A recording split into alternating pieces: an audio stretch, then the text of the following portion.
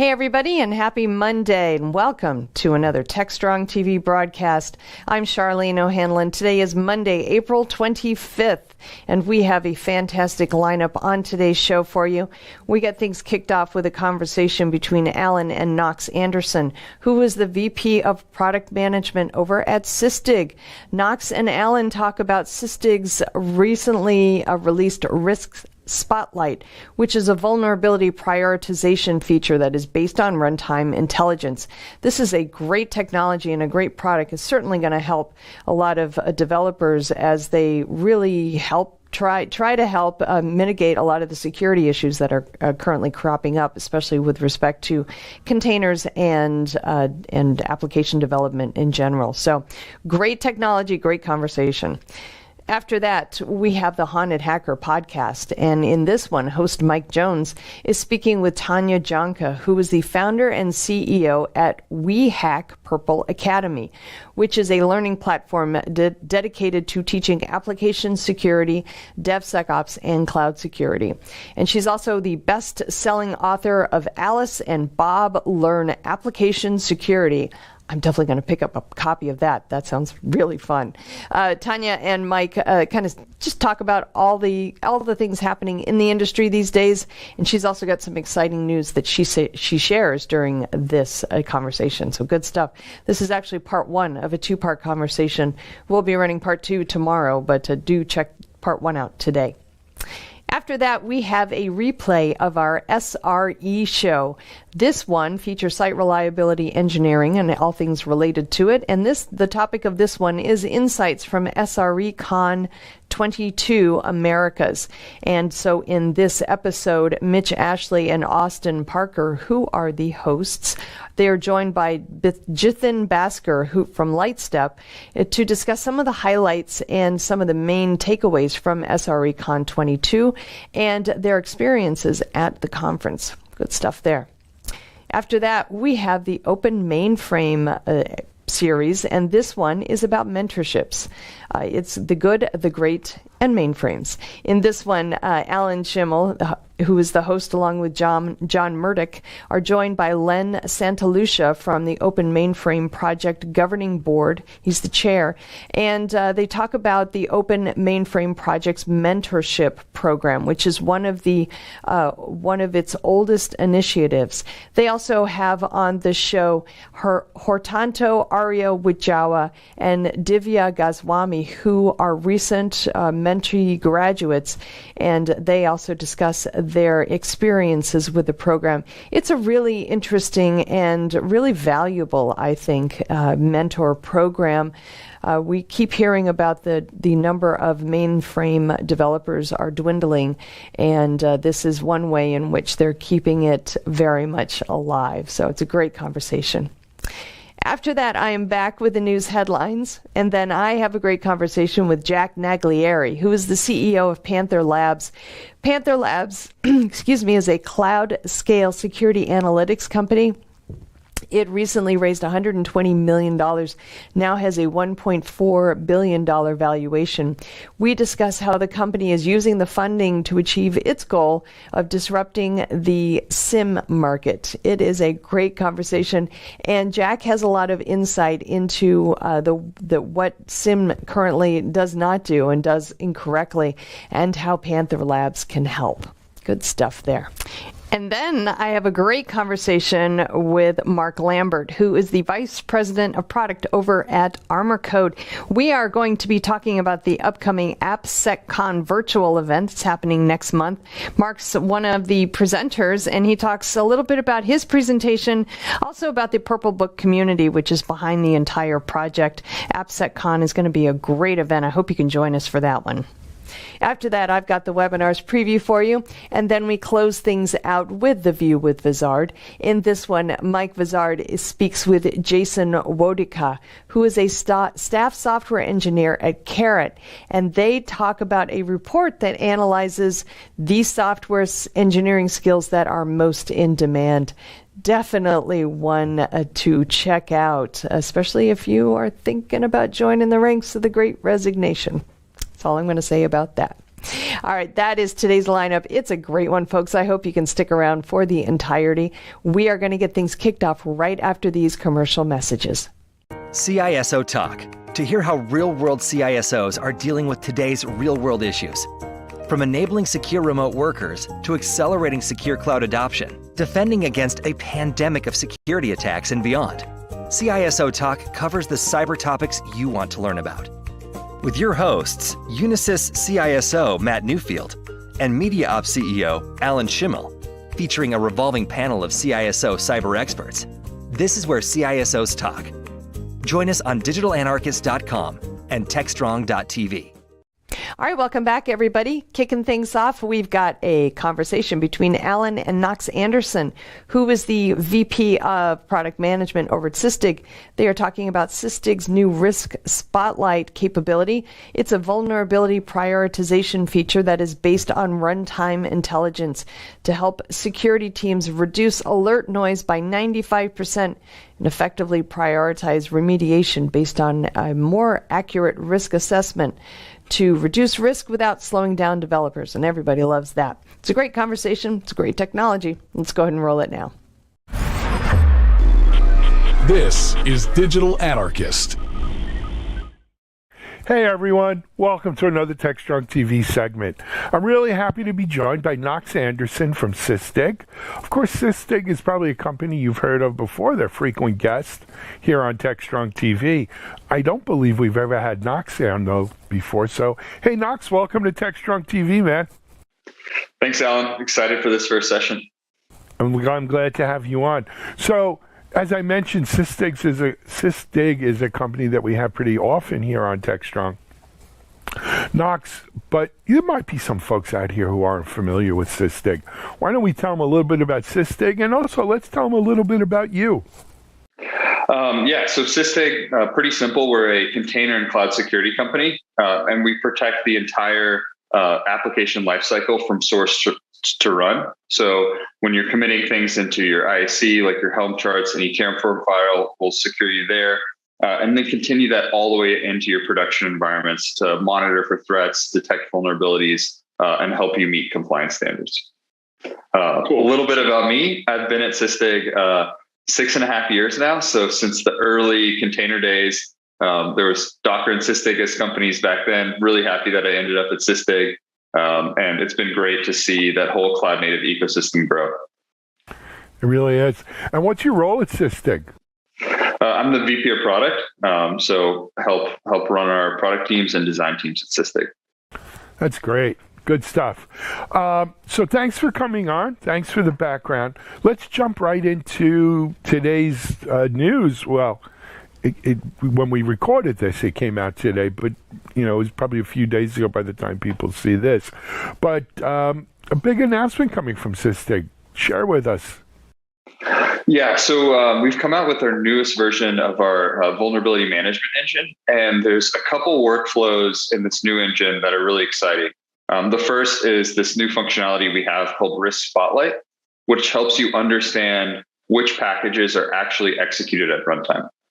So traditionally, you scan an image, you understand which packages it has, and then the vulnerabilities associated with those packages. But understanding where to start and what to fix becomes a huge challenge. Everyone's scanning hundreds of images. Each image has hundreds of vulnerabilities, and pretty soon you're drowning.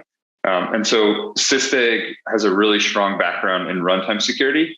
And what we're doing here is taking that runtime security knowledge that we have and shifting it left so that people can prioritize what to fix.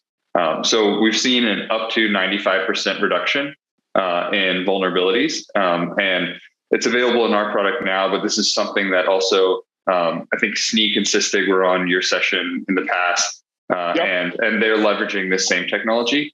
So we're really excited about what it can be for partners, as well as how Sysdig customers can use this Risk Spotlight information. Sure. I mean, we were talking a little bit off camera, Knox, and this has been a problem in security for as long as I've been in security, and I've been in security now 25, 30 years. I think security people used to think of it sort of as job security, right? I'm from New York, and in New York we have the Verrazano Bridge, right? And the Verrazano Bridge gets painted every year, in case you didn't know. Around New Year's, they start like on the Brooklyn side of the Verrazano Bridge, and right before Christmas, they reach the Staten Island side. And then they take off like Christmas to New Year's, and they start over again. It's great job security. It was the same thing with like vulnerabilities and threat data, vulnerability data, where typically you would deliver a telephone book, right? Back when you used to have dot matrix printers, but you would deliver a telephone book of vulnerabilities and say have at it, and it would keep people busy until the next scan when you would deliver the next book. But quite frankly, what a miserable, terrible way of doing security, right? Because you're not prioritizing, you're not getting the biggest bang for the buck, you're not understanding not all threats are created equal, right? And so when you start putting that sort of intelligence in, you get much more efficient. You improve your security posture so much versus just kind of running through. Now, the devil's in the details, though, Knox. Talk to us about how Sysdig is kind of being smart about, picking the right vulnerabilities and the right actions to take. Yeah, and this is a nice area where we've combined kind of our knowledge in scanning and our knowledge in runtime together. So we understand a SBOM, which is a word you've probably heard a lot recently, of all of the running images that are in your environment. So we have all the packages, all the file content for any running image. And then our agent also profiles all the system call behavior that we see.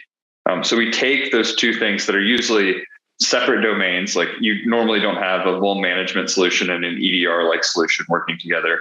And we merge that knowledge to let you understand, okay, this process is loading this package is associated with this file, and stitch all of that together. And the end result for a developer is kind of like you said, they're drowning in this huge phone book. Now it's probably PDFs or different links or things like that they have to work with. And the challenge you have with any developer is getting their mind share and their time. They're busy people as well. And so what we're able to do here is say, hey, we know you have 100 vulnerabilities. These are the 3 that your application actually loads and executes these packages in runtime. So it's something you care about. So it's the best bang for your buck to update. And that developer-centric view is something that's really important. And then the second thing I want to call out with developers is a developer doesn't wake up every morning and say, like, what vulnerabilities am I going to fix? They don't care about CVs at all. They care about packages. And so there's a lot of workflows we've also added to make sure you understand like which package has the most vulnerabilities associated with it and what version do you need to upgrade to just make it as easy as possible for a developer to understand what to do. Absolutely. So, Knox, another kind of religious war that I've seen fought in this area is over the capability of automated patching or automated upgrades. Where do you kind of stand on that? Where's Sysdig on that? Right? Because it's one thing to say, hey, looked at your SBOM, this package is out of date, it has all these vulnerabilities. Either click here to update the package or let me do it for you. What do you think? Yeah. So our belief is to rely on the Git process and things like that. So we'll our approach to remediation in general is to automatically open something like a PR, but we want the user to decide, is this something I'm comfortable with? So do 99% of the work for them, and then they just need to decide yes or no. And the exciting thing about Kubernetes and cloud native technology is more people are adopting things like Helm and Terraform and other ways to declare what their infrastructure should look like. And so it's easier to fix those and to remediate those and to open those PRs. So I'd say I'm kind of in between the two areas of that religious war, where we'll automate you 99% of the way, but you need to be the one to press the button. Fair enough. Let's talk about the offering a little bit. It's been productized, if you will. Is this something that's available to all existing Sysdig customers now? Is there an extra charge? Is it just part of the base? What is it? How's it kind of packaged? Yeah, it's part of the existing offering. No extra charge, and so it's just a newer version of our scanning engine. The other thing that's great as part of this is our average scan speed times are 8 times faster. So if you are an existing customer who's integrated us with Jenkins, that scan step is going to be 8 times faster than it was before. So that's something highly recommend any existing customer to also upgrade to the latest version. Very cool. Very cool. You mentioned also, Knox, the Sysdig Snyk partnership, and I just want to make sure we're clear with our audience. So there is this existing partnership with Sysdig and Snyk, and Snyk's a great DevSecOps tool. This technology, this scanning, if you will, is now part of that partnership, or Snyk had a similar kind of thing? I wasn't clear what you said. Yeah, so the runtime data that we use to understand which packages are executed, we also provide that to Snyk as a partner. And so it's something where we help prioritize vulnerabilities in their product, and then also kind of help give an end-to-end holistic solution between Snyk and Sysdig. Sysdig as a company is never going to do something like software composition analysis. And so it's one of those nice, better together stories. Yeah, no, absolutely is. All right, I got to hold your feet to the fire a little bit now. You mentioned that, using this can decrease load, by vulnerabilities you got to kind of worry and deal with by up to 95%. And of course, people's mileage may vary. What's like real world averages that people can expect? Yeah, so we've seen anywhere between 60 and 95%. 95% is when you have like a really bloated Debian image or something like that.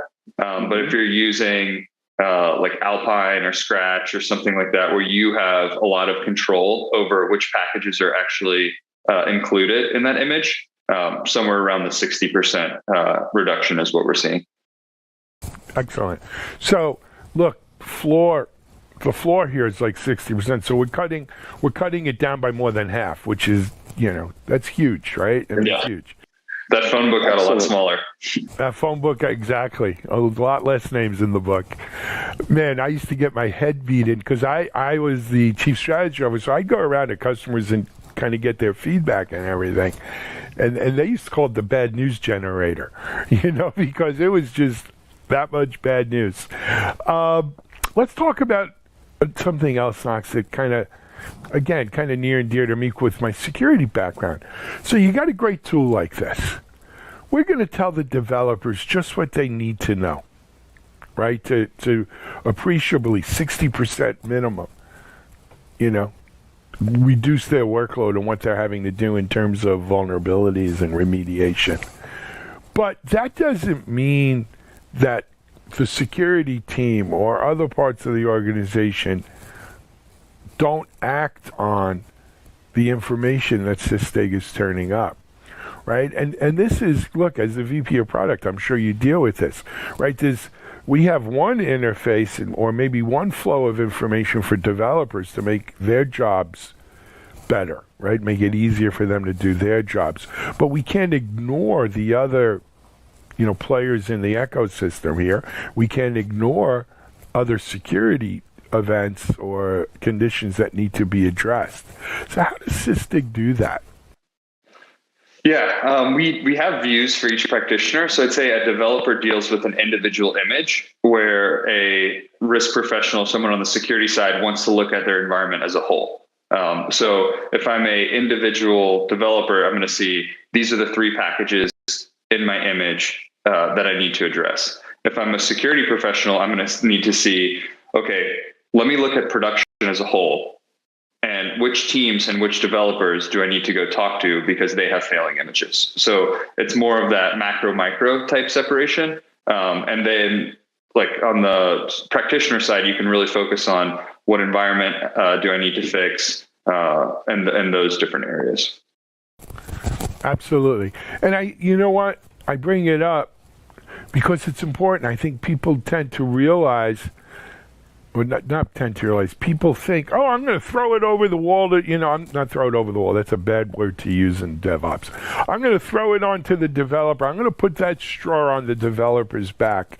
And now, you know what? Vulnerabilities and updating packages, that's their problem. Right? I don't think anyone is asking security professionals to abdicate, their role and what they do and give up on, remediation and scanning of vulnerabilities. Security really is everyone's responsibility, right? There are things that make sense for an individual developer to do, right? Because it's 10 to 100 times more efficient for him to do it then than it is for the security team to do it later, right? But that doesn't abdicate or absolve anyone's responsibility from security and doing their jobs. And that's true for operations and SRE folk and security and everyone else in the life cycle. Yeah, and you hit it perfectly a couple times here. Like every group just wants to know, like, what can I do? What is the most important thing for me to do? And if you're good at answering that, and you can make sure, because everyone's busy now. I mean, either because of COVID or because of just what's going on with your job or your company's growing, understanding what to do and how to do it as quickly as possible is the most important thing, regardless of what role you're in. Agreed. Hey, man, we're almost out of time. Knox, for people who want to get more information than what we spoke about here, where can they go on Sysdig? If you just go to sysdig.com/free trial, that's the easiest place to get started. Or our product pages as well will give you an overview of the offering, the different capabilities, and those types of things. All right. Hey, I think you did great on your first time here on Techstrong TV. We hope to see you back again soon. Awesome. Looking forward to it. All right. Knox Anderson, VP Product, Sysdig. Great new tools for developers to really zero in on how they can get the kind of biggest bang for the buck in doing remediations, updating packages based upon vulnerability data. It's available now. Go check it out. It was sysdig.com/free trial. And we're going to take a break here on Techstrong TV. We'll be right back.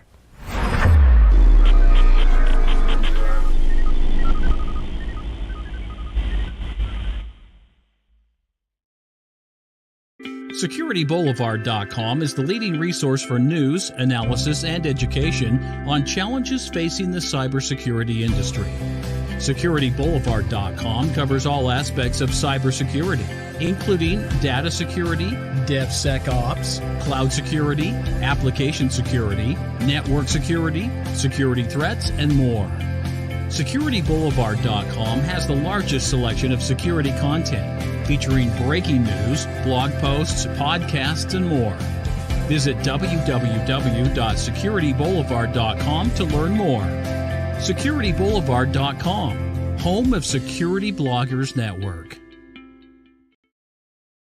And we are back. Next up, we've got the Haunted Hacker Podcast. This is part one of a two-part conversation that host Mike Jones has with Tanya Janka, who is the founder and CEO at We Hack Purple Academy. Purple Academy, We Hack Purple, is a learning platform that is dedicated to teaching application security, DevSecOps, and cloud security, which is certainly well within the purview of our audience. She's also the best-selling author of Alice and Bob Learn Application Security.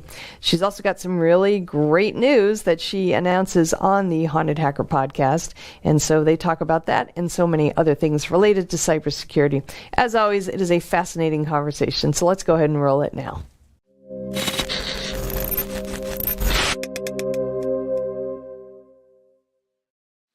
Welcome to the Haunted Hacker Podcast we'll do March version 3. And tonight we have Tanya on, and I'll let Tanya introduce herself here in a little bit. But before we get started, I'll go over a little bit of news. Just got done with the documentary filming. I think it'll be really cool once it comes out. I can't really say what the title is or who it's for yet until post-production and they make the announcement. But it's really exciting. Also, I'll be speaking in Washington, D.C. in April for Techstrong and doing a workshop on hacking mobile phones. So if you want to learn how to hack mobile phones, make sure you go to DC and join. So with that, without further ado, Tanya, it's a pleasure finally getting you on the show. Thank you for having me on the show. I'm glad this could work out.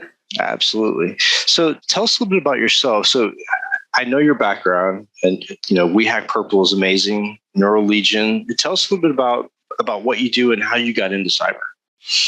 So I used to be a software developer. So I started coding when I was a teenager, and both my aunts and most of my uncles are all computer scientists. So when I announced I want to go to computer science school, no one was surprised. And so I was a software developer a really long time. And then I met a guy in a band, and I was in a band, and we both played musical instruments. And so obviously our band should play together, but he was also a pen tester. And he worked at my office, and he said, you'd be a really good pen tester. And I was like, are you kidding? I'm the king of IT. I write software. This is the best possible IT job a person could have. And he kept just kind of bugging me about it for a year and a half. And then one day he's like, listen, I said I was never going to mentor anyone ever again, but you're just too awesome. Okay, that's it. Let's do it. And I was like, well, okay, this sounds fun. I'm curious. And so very quickly, I had a job pen testing, and very quickly I was doing so many things. And very quickly I realized that application security was actually where I belong, because I didn't even know that existed. I thought that everyone in security was either a pen tester, the firewall guy, or they did like risk and compliance sorts of things and wrote lots of documents and had a lot of very serious checklists. And I was like, I don't fit into any of those three categories, right? And then it's like, oh, there's actually one where you just hang out with software developers all day. I'm like, oh yeah, that's the one for me. That's pretty awesome. AppSec is really big. I got my first exposure to AppSec when I met Arsenic, Robert Hansen, and Jeremiah Grossman when they were with White Hat. And that was my first exposure to real AppSec and code scrubbing and code development. So once you got into pen testing, how did you navigate through that, and what kept you from wanting to go to the network side and to the actual, like red teaming and stuff like that? Well, basically, so I actually at first ended up accidentally becoming a CISO, which sounds confusing. But basically, I joined the security team at the place I already worked. So I had been leading a dev team. We'd completed this giant project, and then I managed to find a spot on the security team. And I was doing like any project they would let me do. And I was in charge of making sure all the vulnerabilities got remediated in our software. So then so I'm from Canada, and in the federal government, bilingualism is a big thing. They really want to support the Francophones within Canada, and they're a minority.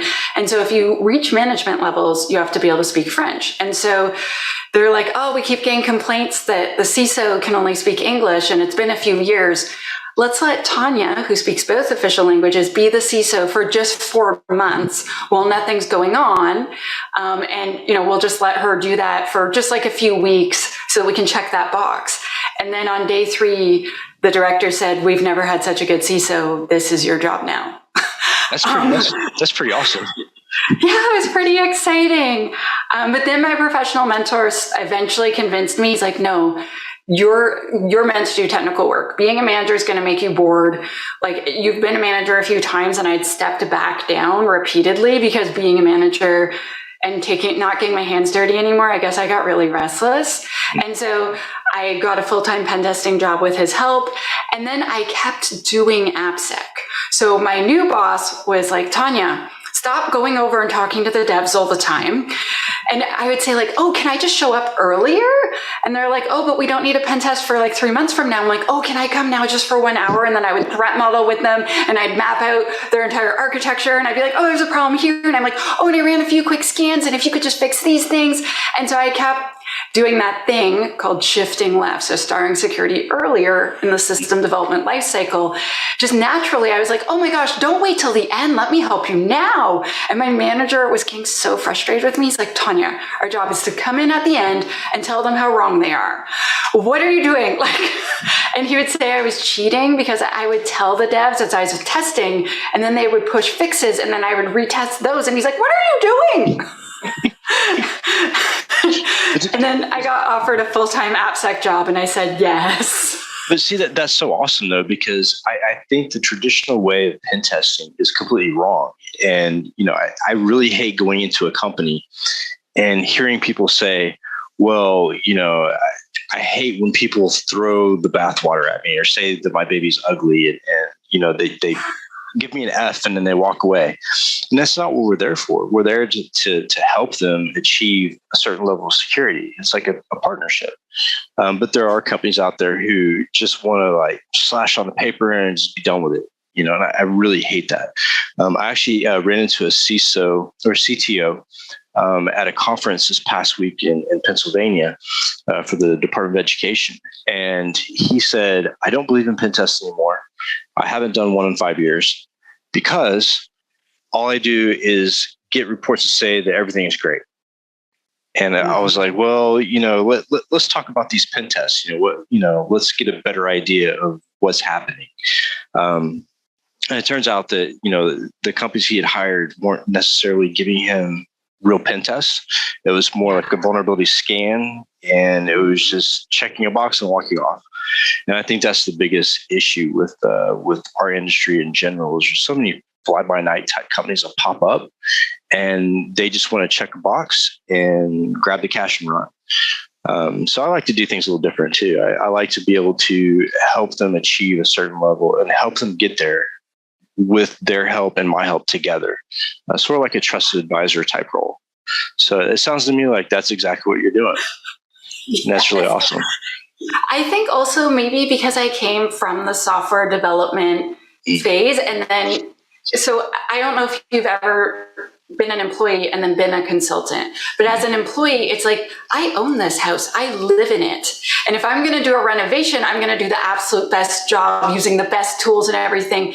But if you're a consultant, it's like, you asked me to install a door. I installed a very good door. The fact that everything around the door is broken and your windows are broken and all these other things, I'm not going to look there because that's not what you asked me to do. But when you're an employee, you're like, oh no, this window is broken, I'm going to do this, and you end up, that's why you're full time, right? And I felt it was really difficult to walk away when it was done. And my boss, for obvious reasons, got frustrated with me. She's like, Tanya. Yeah, I was always that guy that would show up early and do scans on the network, probably that weren't authorized, and find all the vulnerabilities and go, wait a minute, we can't do this. And then everybody would be in a tizzy. But what I found is like you said, spending time with the other groups. And traditionally, like security, when people heard the word security, then it was like automatically they hear the Star Wars Imperial March in the background. They don't want to deal with security as the bad guys. But I found that like spending time, like you said, with these different groups of people and different business lines actually created that bond that was needed to bring security into the picture and made it a lot easier. Is that what you found? Like, spending time with them, it made that approach a lot easier?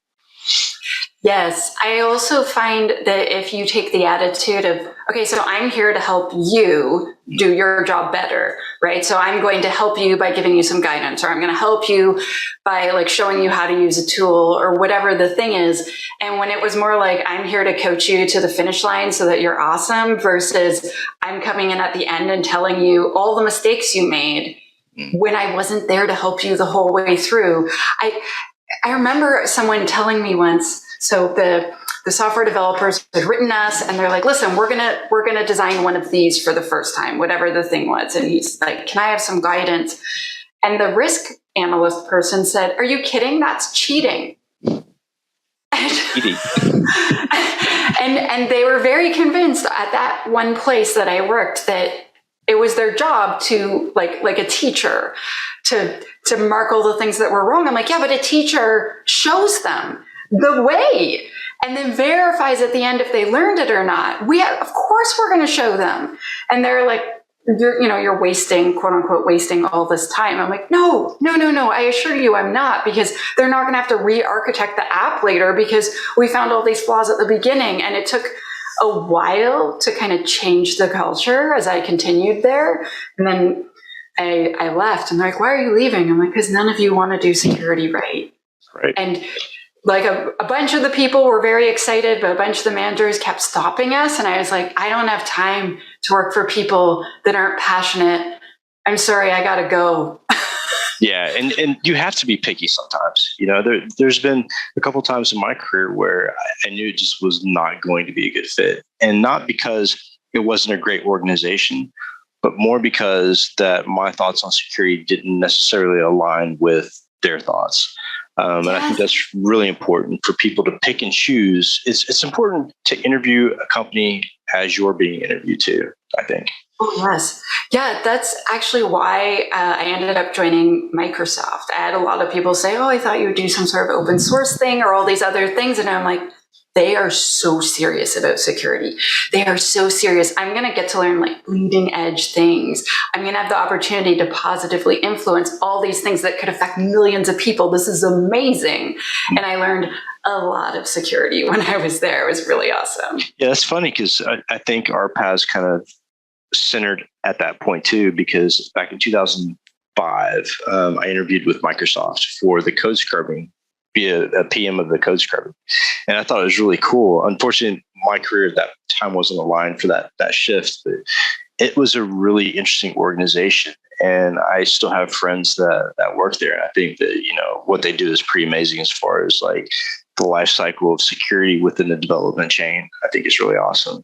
So tell me about We Hack Purple and the idea behind We Hack Purple. So when I left Microsoft, it was to start a startup with a friend. And because of the way, so like when you work for a giant company like that, they own your ideas. So we couldn't start development until I had formally resigned, right? But we'd talked a lot and we felt pretty sure. And so I quit, and then we started doing stuff. And within 9 weeks, it's like, we're going to murder each other. But it turned out like all of our talking in advance was great. However, he wanted to go this way and I wanted to go that way. So I'm like, let's call it quits before we completely destroy our friendship, right? So that was good that we stopped before, because sometimes founders really don't like each other after, and we wanted to avoid that. And so then I was like, what am I going to do? And in the meantime, I put on Twitter, like, unfortunately, this didn't work yet. I don't know what I'm going to do next. Does anyone want to hang out on the internet? Because I'd been so busy up until that point. So I met with all these different people, and all these different people said, okay, so I know you don't want to know, you don't know what is next for you, but could you come train my devs? Like, could you just like come for a day and talk to us and just show us the thing? I was like, yeah, that sounds awesome. And then another person, and then another person. And then I met with this friend named Karen Worstall, and she was like, Tanya, I want you to open a school. And I was like, I don't know. She's like, no, seriously, you can do this. She's like, all this stuff. And we talked about how, so I don't know about you, but I have found training very expensive. When I was switching from software development to security, I was shocked at how expensive it was. And I'm Canadian, so I get paid in Canadian dollars, or I did at that point. And we also have very, very high tax compared to some countries. So around half of the money goes to tax. And so I looked at it, and I looked at the exchange rate, and I was like, it's going to be 20% of my disposable income, including like what I pay my rent with, for the entire year to take one course. Yep. And I was like, I can't possibly justify that. Like, am I going to remortgage my house so that I can take 1 or 2 courses? And so I was trying to learn on the internet and all of these things. And so when I was at Microsoft, they're like, you should write a book. And so I had started writing the book at this point. And she's like, make classes, and then lots of people can take them, and it'll be way more affordable. And so my first courses were $99, and the most expensive courses we ever had are $4.99, but then we always have sales. And so basically we've made it significantly cheaper to be able to enter the industry doing AppSec or secure coding. And the prices ironically have come down and down versus up and up, which has been pretty good. And the thing is we make almost all of our money from renting me out to do live training. like 2/3 or more is from that. And all of our expenses are for running the academy and making courses so that it's affordable. So the academy basically just breaks even every month. And a lot of people are, oh, like you're charging so much. I'm like, I literally can't charge less, or I can't afford to run the academy. I'm sorry. Like, I'm not trying to be a jerk. Like, I have to pay my employees, right? Right. But it's shocking to me, one, that my courses can be that cheap, and companies are like, I don't care. I'll pay 10 times that for you to come in person, because people will sit their butts down. They will listen. We can ask you super confidential questions. Like, we have this like 2-day thing where I like build their whole AppSec program with them for their company, right? And so it's pretty different. But the fact that I've been able to like put tons of people through our program, and like at first, until basically like November of last year or December of last year, I had a staff member that would work with them to find them jobs. And then there were just so many, but we had something like a 99% rate of them finding an AppSec job in the first 90 days. Wow, that's fantastic. Yeah, that's really awesome. exciting. So, you brought up one thing that I'm very passionate about, and it's the cost of training to get into security. Even if it's an entry-level position and they require, these certifications are extremely expensive. And I think that we, as an industry, we really need to look at the certification industry and maybe revamp it, because, when someone's required to get, just throw this out there, and I'm not a big fan of the cert, but if someone's required to get a CEH and you go and you look at the price to get that, tell me what kid out of college is going to be able to afford to get that type of training or certification.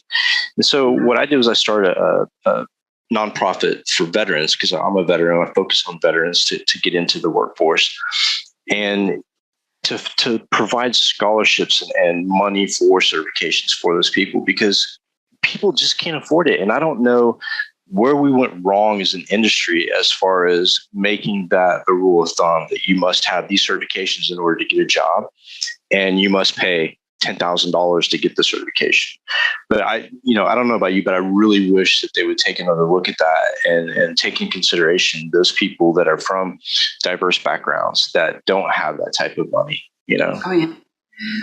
We Hack Purple started a diversity scholarship in late 2020, and we've put, so not all of them have finished it, because some of them are doing full-time jobs and it takes a while, right? And it's multiple courses that it takes to graduate, but over 100 people have gone through to become. So not all of them have graduated yet. I think 40 or 50 have graduated. And then of that, 70% are women of color. And so I just started giving them away for free at first.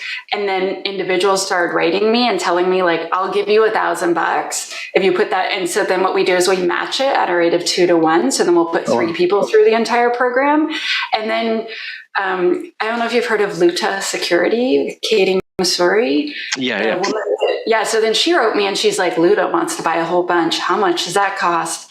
And then Slack, and then Bridge Crew, and then where are they called? Salvo Cloud, and then Ermet, and just all of these companies that are giving us money. And they're like, people say they want to do something about diversity, and then they want to throw money at it. Well, how about we throw money at making a pipeline, like creating a pipeline of people?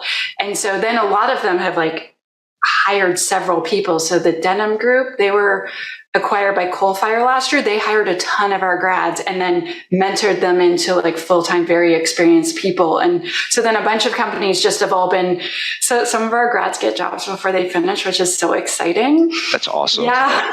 It's they still have to finish though, because I'm a stern teacher. But yeah, it's been this really beautiful process. And then all these other companies wanted to support We Hack Purple and what we were doing. And they're like, well, I'll just buy a whole bunch of scholarships from you, and I know you'll do something good with it. So like, here's $5,000 or whatever. And so a lot of, especially startups, are very supportive, and it's just been really amazing. So if someone wants to contribute and maybe fund somebody going through the program, how would they go about doing that? You go to academy.wehackpurple.com, and then you look at all the courses. And one of the courses is called the Diversity Scholarship. And so they're $999, and you buy one for one person, and then we give 2 extra away. So there's 3 for 1 whenever someone does that, because that's the cost basically of doing it, and supporting the student through their whole path, because there's support and other questions and all those things, right? And lots of individuals were just like, I'm just going to PayPal you the money. Like, you just do it. I'm like, okay, but I have to track this because I'm still like, we're still technically a business. Minor details. It's been super, like, really wonderful, if that makes sense. And the We Hack Purple Academy, we used to charge money for it, but then the Academy started making more money. So now the community's free. And so more and more people are joining the community, and we have people mentoring other people within the community. And we've started doing like this public speaking thing. So like, give your first talk ever, and then the community shows up and cheers the person on. Wow. It's been really amazing. That's really cool. And I think, doing stuff like that actually makes everything worthwhile, because I find for myself, like, actually be able to give back to somebody actually makes me feel better about what I'm doing in the industry as a whole.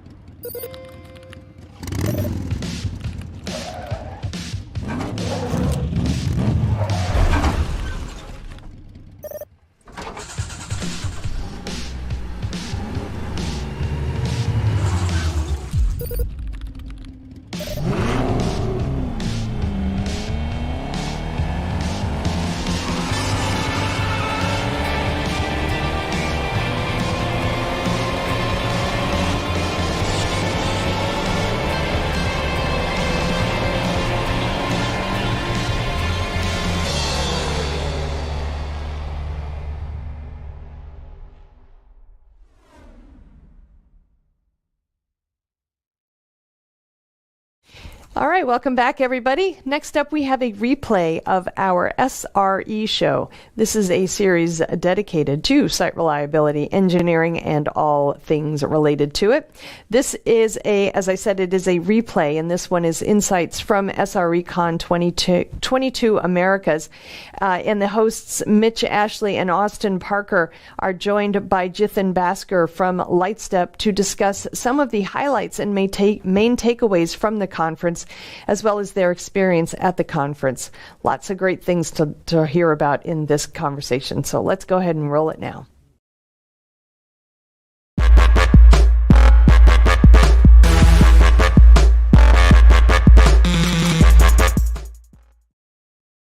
Hi, and welcome to another episode of the SRE Show. My name is Mitch Ashley. I'm co-host with my host, Austin Parker.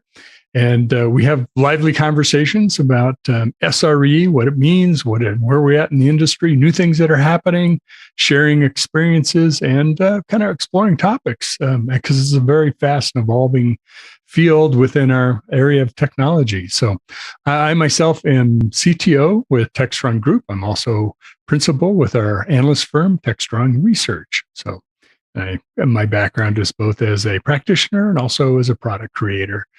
Over a little bit of time. We're not going to talk about how long, but that's a whole nother topic. Austin, man, how you doing? It's good to see you. It's great to see you too. I'm doing pretty good. It's spring has sprung, and you can start to feel everyone kind of shaking off the winter and getting back out there into the world. It's really great. I know. I'm starting to have to figure out, well, what clothes do I wear when I leave the house? Because I know. That's funny. How I travel really goes to the topic of the show today. It is. Segue. Well, before we go there, let's introduce our other guest. Yes. Jithan, if you would introduce yourself. Thank you, Mitch and Austin. Really excited to be here. I am the head of Lightstep Incident Response product. Got a privilege to be able to attend the SRECon recently. Really excited to share some of the learnings out of it as we speak more. Great. And I'll try to say Jithan instead of Jithan. Sorry about that. I knew I would mess that up. So Austin, so that's our topic, is kind of highlights and takeaways from SRECon 2022. I didn't get to go. I was a latecomer and I missed it. They were totally sold out. So I'm hoping to pick up a lot of great stuff from you both too. So why don't you kick us off with, was there a theme of, Srecon has evolved greatly in the last few years. And was there sort of a theme or guide us into what was happening there? Yeah, well, just to kind of get everyone on the same page too. Srecon Americas, this was actually their first in-person event since the beginning of the pandemic. They were, I believe, supposed to have one in March of 2020 that I was supposed to go to. And then, everything happened. But it was held in San Francisco, right down by the water, across the Embarcadero. So, beautiful venue. And I would say there was about 500 total people there in person, which not huge, not the biggest in-person attendance, but it is, people are still coming out of the shell. I think there's still a lot of, understandable anxiety about COVID, certainly from a corporate standpoint with people's travel and, sending people off around the world to go listen or talk. That said, it's actually really interesting because what's the middle part of SRE, right? We're talking about site reliability engineering, but there's been some people that say like, oh, it's resiliency, right? There's the R in SRE is for resiliency. Mm-hmm. And I think that's what you can really pluck out of this event is the amount of resiliency it takes to run something like it. The amount of precautions for health and safety, the amount of, logistics that have to happen to get everyone there. And I think that theme of resiliency really went through all the talks that I had a chance to see. And just in terms of like conversations, that's what I really got out of it is that this is beyond, the actual discipline of SRE and beyond kind of the keeping things up and running and understanding what's going on with your system. This is a very resilient community that was really just hankering to get back out there in the world and see each other and share what they've learned over the past couple of years, especially given how unprecedented everything was with the coronavirus pandemic. But then how about you? Jump right in. Well, this is we don't call on each other. We just, we talk, give each other space and then we talk. Talk over me.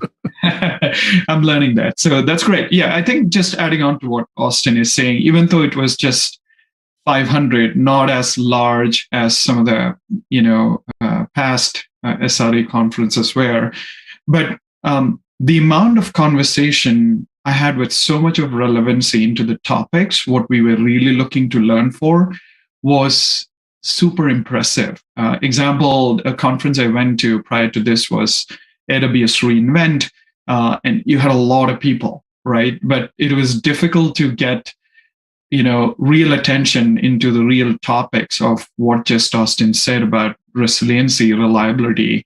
How do you continue to mature your practice, your organizational structures, and in general, how do we come together and learn from each other? It was great, even though the number was 500, but the relevancy of the conversation was immensely helpful and impressive as well.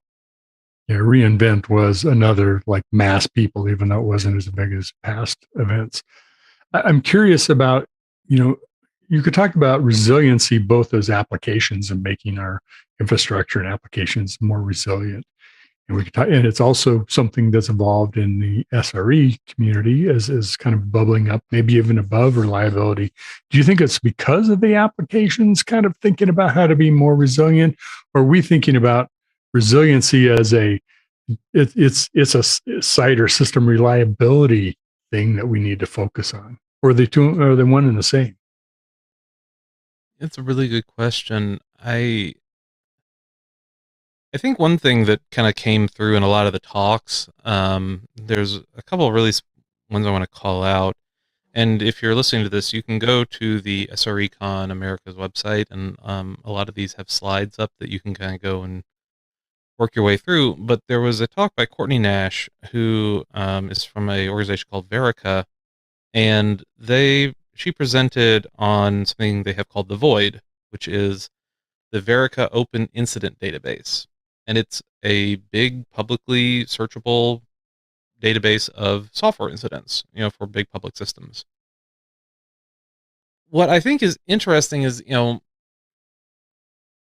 one thing, and maybe this is something that's kind of come out of the last, certainly 2-3 years, but really more than that, is this idea that we need to be, it's very easy to get caught up in talking about success, but you don't necessarily learn from success, you learn from failure.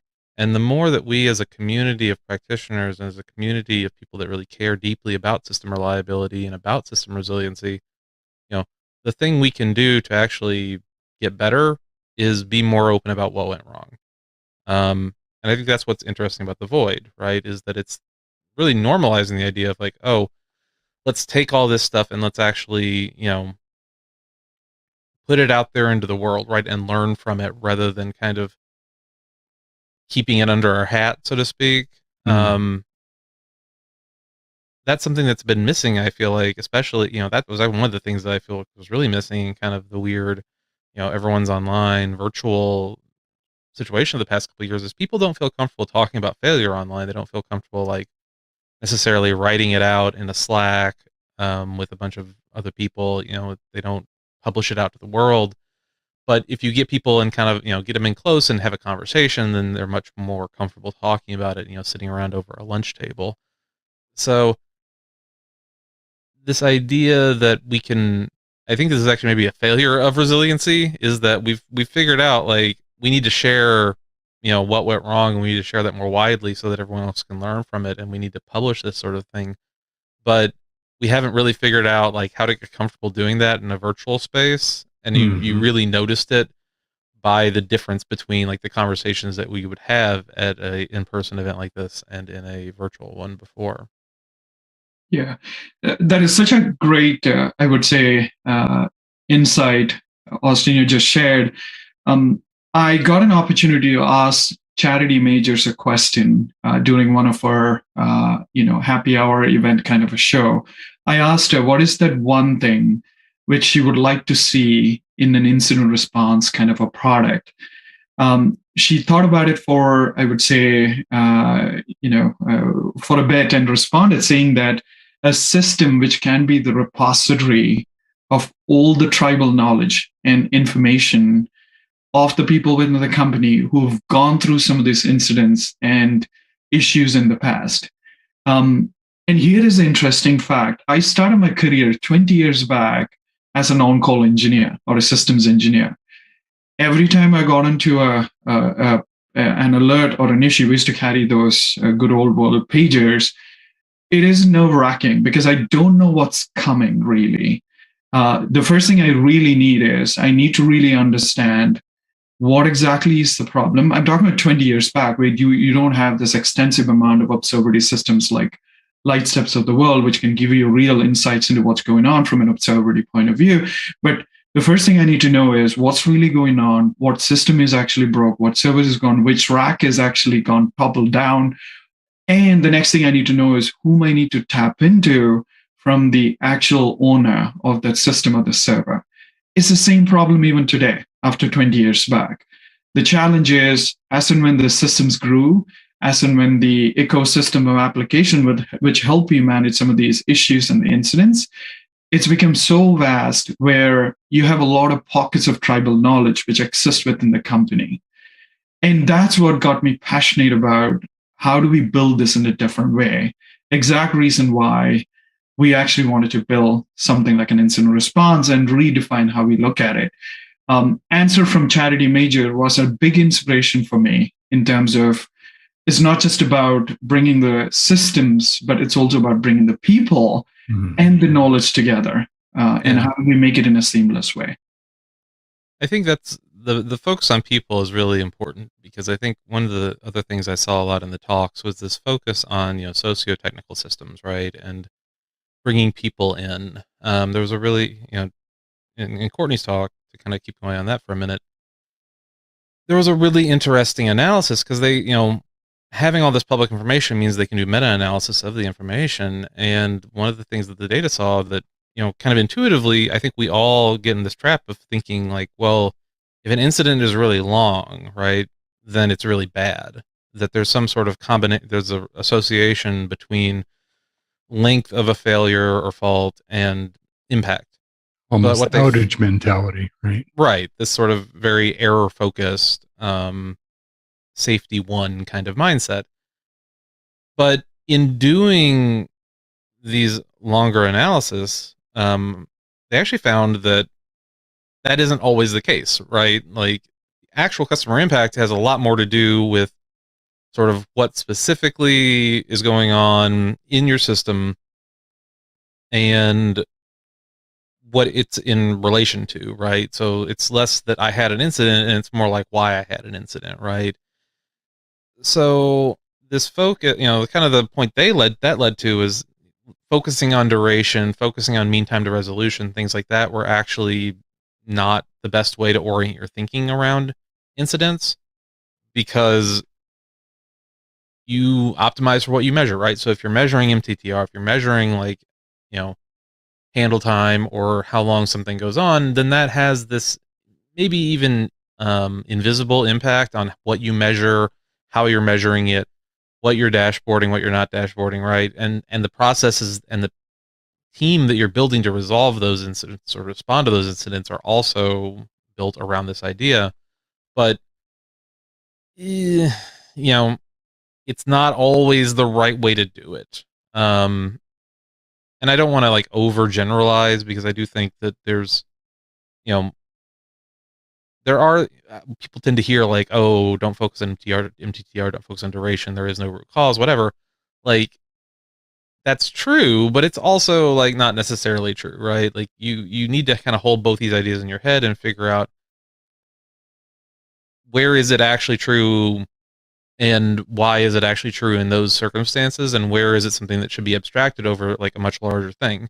Because that's one of the things that gets lost in this, that I think I saw, in several other, talking to people from Google, right? They have completely different concepts of what a system is than you or I, maybe, right? If your job is to make sure that Google search is available, then your priorities aren't on a different planet. They're in a different universe than mine. Depending on the size of my user base or application. If your job is Amazon shopping carts, right? The actual business outcomes of failure are so much different for people in these two seats that it's hard to actually do kind of an apples to apples, what works for you, what can work for me comparison. So I think this is one thing that I saw in conversation a lot, is that we don't have that. We haven't figured out how to really address that breadth of tooling and experience and the way we talk about things. It's very much still people coming down from on high that have their big giant ginormous complex systems and saying, well, this is how we do it, and then someone that has a fractionally smaller set of problems saying oh, I should do all that, but there's a lot of other stuff they should probably be doing first. It strikes me as, well, one, we have a lot of unlearning to do. I mean, how uptime and 5.9s and all of that is a very sort of quality metrics focused, error metrics focused. And I think what you're highlighting is that systems aren't big monoliths anymore. They're not, just service-oriented architecture broken up into pieces.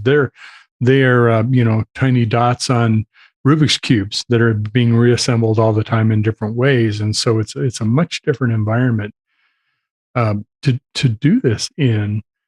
And it seems to me we still have a lot of work just to understand how to do things in a resilient way, whether it's in an operationally resilient or software resilient way, because it isn't up or down, right? It may be there are some things happening within Google Search that we need to take care of, but Google Search is still working in some form or another all over the world, or most of the world, right? Or our application, our financial application, it isn't up or down, right? So it's a different mindset. I mean, how does the SRE community help evolve that thinking? I know it's kind of a big question, but it seems like we've got to sort of change our thinking to change the problem, if you will. Mm-hmm.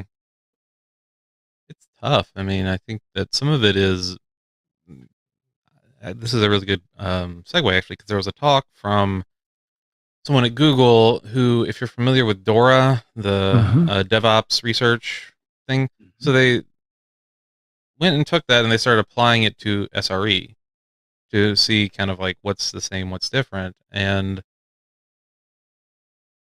I think the most interesting takeaway I saw is, I'm going to actually quote here because it is pretty insightful. If you actually look at sort of these core principles, then a lot of people are already widely practicing SRE. They just don't call it that necessarily, right? Like a lot of the things that we do, because there's just such a high overlap between DevOps and SRE. And what's happened is DevOps has kind of moved left in terms of, originally it was sort of maybe in the middle of the software development lifecycle, and now, shift left, DevOps is becoming more all-encompassing, so SRE actually kind of takes those initial, the stuff that was DevOps before DevOps became everything, and says, oh, this is actually what we care about. Things like agility, right? Things like shipping code to production quickly. Things like getting fast feedback loops. Things like,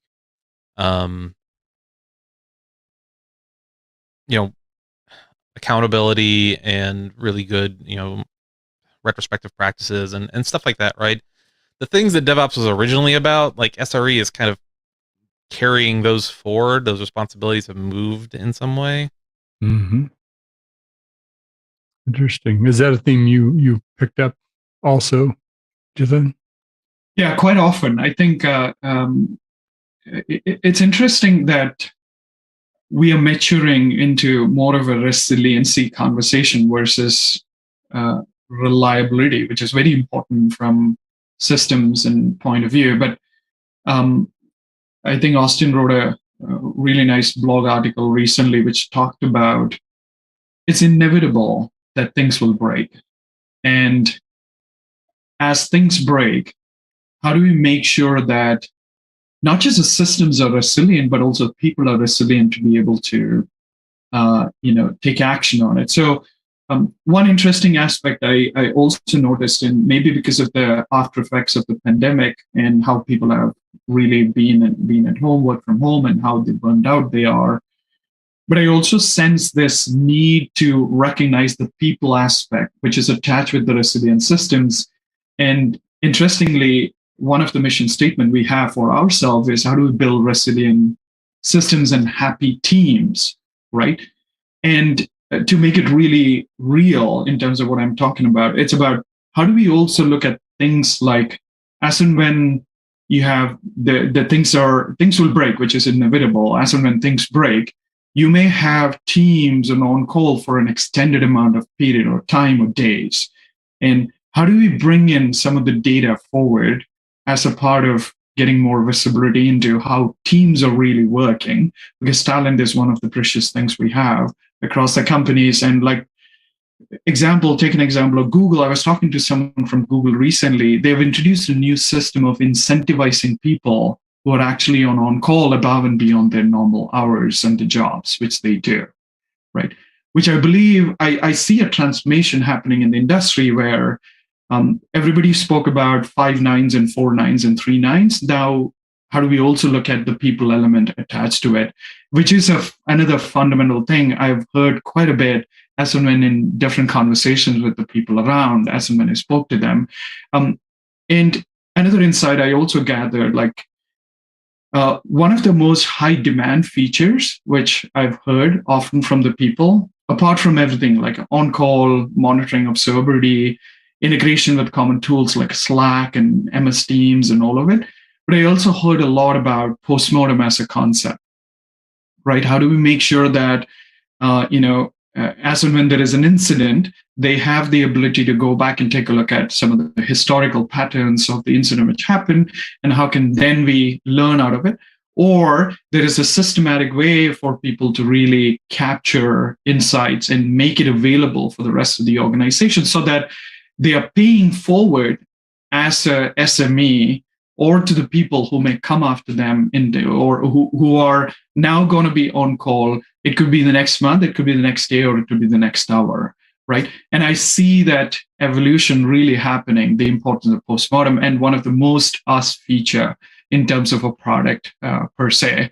So what I want to close it off by saying is that the I see the evolution of moving from 5.9 reliability or a 4.9 reliability to talk a lot about resiliency, not just about from a system point of view, but even from a people who are really running the show at the background. Yeah, it's interesting. I think so many parts of our broader industry are kind of in this same place. I'm going to be speaking at a digital executive event in a couple of weeks. And part of what that talk is about is in the security world, it's not about just about preventing attacks and preventing bad things from happening. It's equally, maybe even more so about it's going to happen. It happens to everybody. I mean, that's the world we live in, whether it's you personally or you as a major corporation. It's about how you respond to it, right? You need to be prepared. You need to practice it. It's the red team, all that kind of thing. Same thing is happening. We're talking about resiliency in both the architecture and in SRE and in our operational roles, if that's even a division as clear as it used to be. I'm curious about too. There were some really good sessions. There was a variety of sessions, so definitely please check out usenix.org for the session content. There was a session about mentoring the next generation of SREs. Like this isn't new. We've been doing this a while. We're calling it SRE now. There was also some sessions on sort of what are the metrics, whether they're performance metrics or observability kind of information. Were there any interesting conversations happening with like how are we helping the next generation of people come up and bring what they can bring to this conversation? And how do we let the rest of the organization know through metrics how we're doing, what's going on? Yeah, I think there was a lot of really good conversations about, I think I've said this recently, SRE is kind of I think it still gets treated as new in a lot of ways, or as the new shiny toy, but really we're talking about practices that have been used in production at really large places for decades now. And while there's a lot more formality and kind of professionalization, I would guess, of SRE as like a title, it's going through the same loop that DevOps did in a lot of ways, where it starts out as this cultural movement and then turns into something you can buy a credential for. One thing that I think is really interesting is that for as much as we do talk about, SRE and DevOps, and we talk about this sort of broadening, how do we get people into the SRE industry or whatever, ops is still ops. Like we haven't actually, as much as we'd like to think otherwise, like ops is still there. They still exist. There are still, I might be able to go into, EC2 or AWS and pull up a, new VM, or, not care about the database behind whatever managed SQL I'm using. But like there's a server there still somewhere, right? Like there's still actual, someone tweeted this out yesterday. I thought it's great. This, you wouldn't see this if it hadn't been converted to light and then bounced off of mirrors over thousands and thousands of miles, right? Like the physical aspects of like operations and actually building servers and data centers and all that sort of stuff is still out there. It still exists. I'm wondering if the actual next generation of SRE isn't a little bit closer to that ops idea. Or maybe we see a split, right? There's people talking about platform engineering as kind of like the next wave of SRE. Maybe you have platforms and then operations engineering. I don't know. Maybe the question behind the question is like, you're talking about how do we mentor the next generation of SREs? Like, should there be a next generation of SREs, or are we already to the point where the next thing should be platform engineers or operations engineers or some subspecialty that we haven't really defined yet? Yeah, we touched on that on our roundtable that we had just a few weeks back.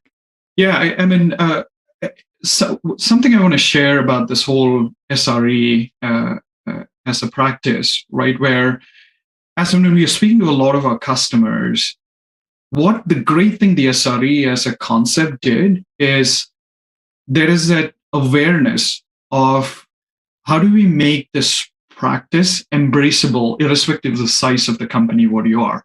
Like some of the customers we speak to, like a smaller early growth or, that I would say post-revenue kind of a startup, which we are working with, they all want to embrace the culture of SRE, but embracing that culture, what's helping them now do is they are having the dev teams really own SRE as a culture, but even though they may not have SRE as a title at the moment, or there's no named person as an SRE within the team, but that practice of as SRE, every dev now build and also owns it and maintains the application too, which is what the great thing, the SRE as the whole, the Google Book of SRE, everything we, talk to the customers, sometimes some of them cannot afford to have a team of SRE of their own, but that concept and a practice, I see a lot of these companies are embracing. Like you build it, you maintain it, you own it, right? From an overall, I would say, a dev practice point of view. I don't know what to call it, whether it's a DevOps practice or an SRE practice taking on a bigger form as a culture, or it's a platform engineering, whatever we want to call it. But we see that wave really happening as we speak to a lot of customers of ours in the market. I wonder also if there's actually going to be a split between, maybe not a split, but as kind of people get, I think that's a lot of this gets tied up in like the Great Resignation, right? And this idea that kind of post-pandemic, there's been a wave of labor liquidity, shall we say, and people, changing jobs and people like kind of redefining what work is. I mean, personally, I know a lot of colleagues that like just left the industry, right? They said life's too short to like be touching computers all day. And so they went off to become alpaca farmers or something, which is a luxury that not everyone gets. I understand that. But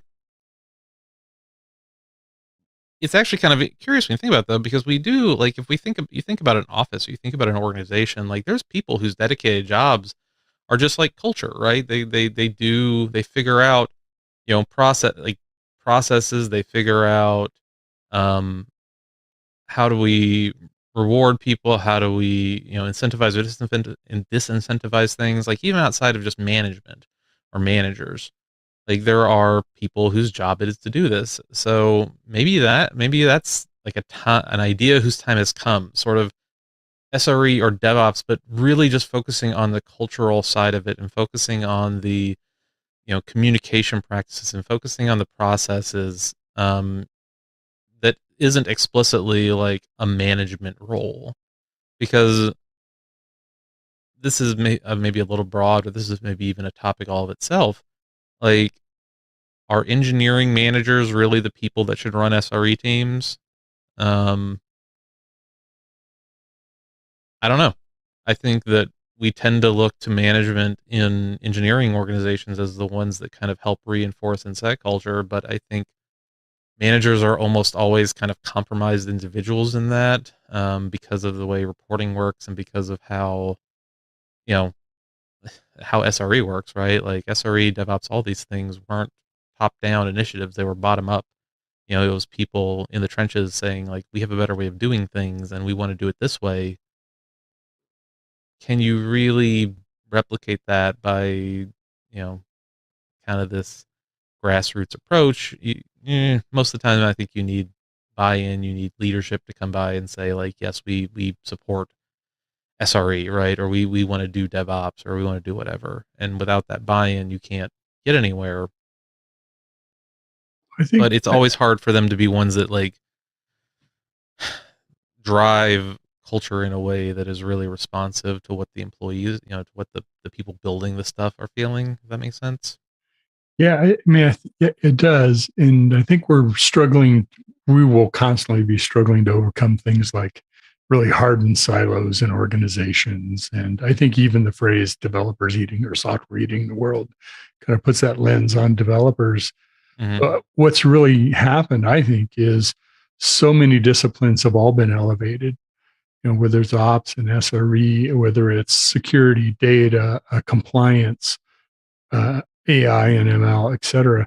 a lot of people have come to the table because they see a way they can play differently in a sort of DevOps agile structure. Now, culturally, there may be a lot of obstacles to get over, with either some of the history or just the organic culture with an organization. But I feel like we're redefining all of this as we go. Because what DevOps isn't what it was 5 years ago, and what SRE is today isn't going to be what it is 5 years from now. Yeah, and it's fun. Yeah, it's going to be difficult as an SRE to purely rely on human capability and intelligence to really maintain the resiliency and the reliability. And that's what I think you will see a lot of products and systems in the market, which will come with certain amount of augmentation by AI/ML capability. It could be all the way starting from simply, one thing we hear often when we speak to SREs are the amount of noise sometimes alerts create within the system. And how do you make sure you have an intelligent system which helps them correlate some of those alerts so that it's not noise and you then miss the real alerts, which you need to now take a look. But my basic point is that it's going to be difficult just with the tribal knowledge what we have and the human capability what we have, but it need to be continuously augmented with some of the AI/ML capabilities, which I think every one of us need to invest into. In terms of how do we augment some of these roles, irrespective of whether it's an SRE. Most of the engineers or the developers are on call nowadays, which is a great practice, I believe. Yeah, but I also think that there's kind of even yes, we need the systems to help us understand our systems because our systems are too complex, but I think there's also just a lot of foundational stuff that we miss sometimes. One thing that kind of as an aside, you go talk to people about metrics, right? Not even business metrics, but just machine and system metrics. People it's statistics, right? It's hard. It's not something that is really super intuitive, and so you'll see people multiply a percentile by a count, right? You can't do that. It doesn't make sense. But the systems, the actual underlying visualization or plotting or querying engine, it doesn't care. It's just well, okay, you want to multiply these two numbers together. Cool. Here's the result.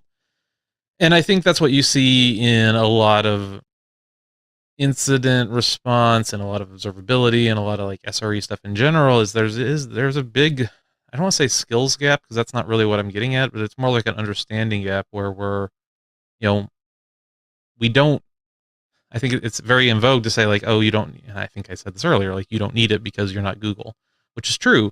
But the reason that we do stuff like that is because we don't know necessarily the right way to do things. Everything is so opaque. There's not a lot of great pure learning resources that say well, here's what all this stuff actually means and here's how to actually do the math. We have to copy the people that are bigger than us because we assume they know what they're doing, because if they didn't know what they're doing, would they be able to keep Google search running? Right? So it's tautology of we can't really push forward because the level of complexity, we don't trust the systems we have to actually be accurate or to tell us what they need to know because we don't trust the AI or ML or whatever. We don't necessarily trust ourselves because we don't have a high level of confidence in doing all of the really hard work that needs to be done because we don't have maybe the background for it, or it was stuff that we didn't build in the first place, right? Maybe this number, it looks like it should be a count, but it's actually a percentile, and I don't know that because I didn't implement it in the first place, which gets back to the whole point about tribal knowledge, right? I don't think we're going to solve this problem on this show, but that kind of explosive exponential complexity that is really on the back of human beings is that's, if someone figures this out, or that's someone helps figure out how to solve this, I think that's really going to transform how we talk about whatever the next generation of SRE is. Some great insights, Austin. Jathin, we have a few minutes left, and congratulations on the launch, by the way, of Lightstep's incident response. We have another segment coming up in our schedule. We're planning not to talk about that as a product only, but talk about incident response in the context of SRE. I'm curious if you could take a few minutes. We've talked a lot about how much things are changing in the land of SRE, what it is today, where it's going. How do you create? I mean, this is sort of a new category too, thinking about incident response in the context of observability. How do you create a product like the one you've launched, in knowing that what you're building is something not only it's going to evolve, but everybody's going to evolve maybe to a different place than where we are right now? Yeah, great question, Mitch. So if you look at a lot of tools in the market, in the incident response space, a lot of it is actually built around on-call teams as a concept, which we believe it's slightly archaic in terms of how you think. But the way we conceptualize our product is all around the service reliability. How do you drive ownership of the services? How do you drive the reliability of the services? And that's how our product is all built around. It's all about how you manage, maintain the health of the services fundamentally, right? The second aspect of it is, the way we ideated our platform is there are certain jobs to be done for an SRE, primarily, or the on-call teams, which are primarily responsible for application services systems, right? How do we deliver that all-in-one platform, which can help them do the job so they don't have to swivel chair, like all the way from on-call to intelligent alert grouping to postmortems to, I would say, you can think about all the key components which need to come together. Like example, how do we make it super easy for them to integrate in the ecosystem of tools which they have? Example with integrating with some of the top monitoring tools which we have in the market. And how do we make it super easy for them to be able to kind of bring all that together and have that single screen view about incidents and alert? On an average, every customer we speak to, they have at least 4 to 5 different places which they get alerted into. Now, they are doing whack-a-mole at the moment, right? Some companies we spoke to, they get 30,000 alerts in a month. How do you expect that team of 50 to figure out what alert is more important? And that's where we believe this evolution, one is you need to think through the construct of a service and the health. The second one, you need to augment all the systems with immense amount of intelligence from AI/ML capabilities. And that's where we have embraced a lot of our capabilities from ServiceNow. That's where our product is built on from a platform point of view. We have embraced a lot of those capabilities from ML point of view to be able to embed into the product so that it's a much more intelligent system. Not just from making sure you get the right alerts, but also be able to then capture what went wrong. How do you now preserve that knowledge within the system through things like a postmortem in future? So I would say we have thought through the system in a very, very different way versus a classic on-call based incident response model. Austin, would you add something more to it? We have a few minutes left. So yeah, dive into this more. Yeah, I think it's honestly, I think the best way to kind of see it is to go up and sign up for it and try it out yourself. I do think it does some really interesting stuff. And there's a ton of potential, right? Like really and this isn't just potential, on the incident response side, right? Like, 'cause when you get down to it, there's nothing, one of the challenges I think that a lot of other people in the market have right now is that they are siloed, right? That you have, 20 different tools to generate alerts, or you have 40 different data sources, and you're trying to kind of,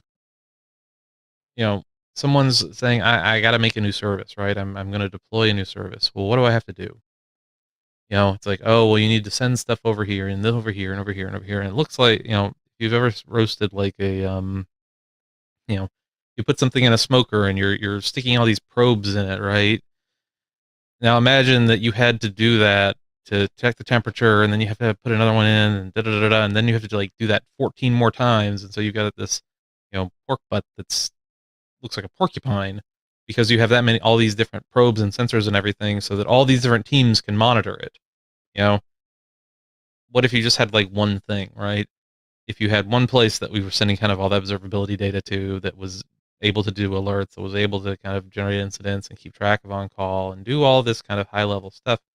I think that's kind of where the future, that's where not just Lightstep Incident Response, but Lightstep as like kind of a company, like what we're going towards. Because you don't have any of these higher order things in SRE. You don't have chaos engineering. You don't have incident response. You don't have postmortems. You don't have run books. You don't all that stuff. That all requires data. You need massive quantities of it, and it needs to be very high quality. And once you have that sort of foundational observability into your system and into your processes, then you're able to start building on top of that. And that is where kind of we're going. It's a journey. We're not there 100% yet, but it's super exciting stuff. That if any of this sounds interesting, you should check it out. You should definitely check it out. Go to the Lightstep site and find out more. Free account. I always think the best way is to go use it, right? Yeah, definitely. So good way. Well, thank you both. It's been a great conversation, and hopefully we've shared some things from Srecon 2022 helpful, and some additional thoughts beyond that. Look forward to people joining us on our next episode. I want to thank the team at Lightstep for sponsoring the SRE show, and my co-host Austin, and of course our guest today, Jithin. Look forward to talking with you both again soon. Take care. Thanks everybody for joining us today. Thank you, Mitch. Hi, everyone.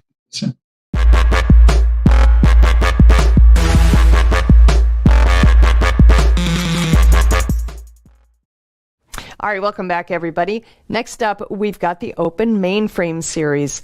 This is a conversation between Alan Schimmel and John Murdoch, who are the hosts, and they are joined by Len Santalucia from the Open Mainframe Project Governing Board. He's the chairman, and they talk about the Open Mainframe Project's mentorship program, which is one of its oldest initiatives, and it is so very relevant even today. We keep hearing about the number of developers for mainframes that are leaving the ranks, and so this is one way that the Open Mainframe project is helping keep the technology expertise flow moving, I guess. During the series, they're also joined by Hortanto Ario Wijawa and Divya Gowami, who are graduates of the Mentee program. They talk about their experiences with it as well. Definitely worthwhile. This entire conversation is definitely worth checking out. And the Open Mainframe Project is doing a very good deed for the industry by having this mentorship program. So let's go ahead and roll it now.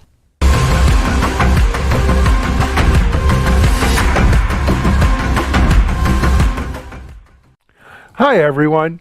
Welcome again to our Open Mainframe video series. The Open Mainframe, as we call it, is a once-a-month video series, which is brought to you by us here at Techstrong Group in partnership with our friends at the Open Mainframe Project at the Linux Foundation. We're going to talk more about that in a second. During this program month, we explore different aspects of what's going on in the Open Mainframe community. Projects, and there's many different projects under the Open Mainframe umbrella. There's a lot of initiatives underway, and most of all, some really, really smart, interesting people. And we have 3 of them or 4 of them here today on our panel to discuss. Today's topic is mentorship, right? Mentorship is a very important aspect of the Open Mainframe Project at Linux Foundation. And when we talk about technologies that we rely on in the world today, the mainframe perhaps is one of the oldest, right? In terms of, we talk about cloud. There was no cloud. Well, the mainframe was sort of a cloud before there was a cloud, right? We were all leasing time back on mainframes and so forth. But, it's also a area where mentorship and training and bringing up the next generation of mainframe developers and mainframe operations folks is more important than ever, especially as we've seen over the last 2.5 years with COVID. So that's what we're going to talk about today. It's the good, the great, and mainframes, mentorship. And, you know, as I mentioned, one of the key initiatives of the Open Mainframe Project is their mentorship program. We're going to jump into that. But first, let me introduce you to our panelists today. I'm going to start off with a young man joining us from Singapore. I'm probably going to mess up his name. I apologize in advance. But it is Hartanto Aryo Widya. Sounds good. Close? Close enough. No, you know what, though, Hartanto, why don't you pronounce it correctly? And it's your name. My name is Hartanto Aryawijaya. I am a student from Singapore. And I was a mentee back last summer for the Open Mainframe Project Cobalt Programming course. And now I'm joining in as a prospective mentor for our next batch. That's fantastic. Talk about paying it forward. Hartanto, thank you. Thank you for pronouncing your name correctly for us, and thank you for joining us today. Next up, I want to introduce another mentored person from the Open Mainframe Project, and that is Divya Gowami. I'm a Goswami? Close, yeah? Yes, right. Goswami. Okay, Divya, if you wouldn't mind introducing yourself. Hi, everyone. This is Divya Goswami from India. I've been in the software discovery tool mentorship from Open Mainframe Project last summer. And this year, I've been included in the TSC member. So I'm right now a maintainer and also kind of a mentor for new contributors to the project. Good. Thank you, and thanks for joining us, Divya. Last of our rotating panel members, maybe the easiest name that I'm going to pronounce today, Len Santalucia. Is that okay, Len? That's perfect, Alan. Good, Thank good. you. And if you wouldn't mind introducing yourself to the audience. Not at all. Hello, everybody. Len Santalucia here. I am the CTO and Business Development Manager for a member of the Open Mainframe Project known as Vicom Infinity, a converged company. And I am also the chairperson for the governing board of the Linux Foundation Open Mainframe Project. Actually, since its inception, and John and I were kind of some of the founders of the other. So it's been an interesting journey and continues to be so, which keeps me here and still wanting to be involved and working with some very nice mentees such as those we have here today. Fantastic, and thanks for all you've done in service to Linux Foundation, Len. And then let us introduce the last member of our panel, certainly not the least. He's my co-host. He's here every month, kind of pushing this forward with us. It's John Murdoch. Hey, John. Hey, Alan. Great to be here, and really great to talk about one of really the first initiatives of the Open Mainframe Project when it was launched back in 2015. But also, I would say probably one of the most successful and really, even for me, one of the most personally rewarding to be a part of and see in action, and that's our mentorship program. And so I'm really excited for today's show. Absolutely.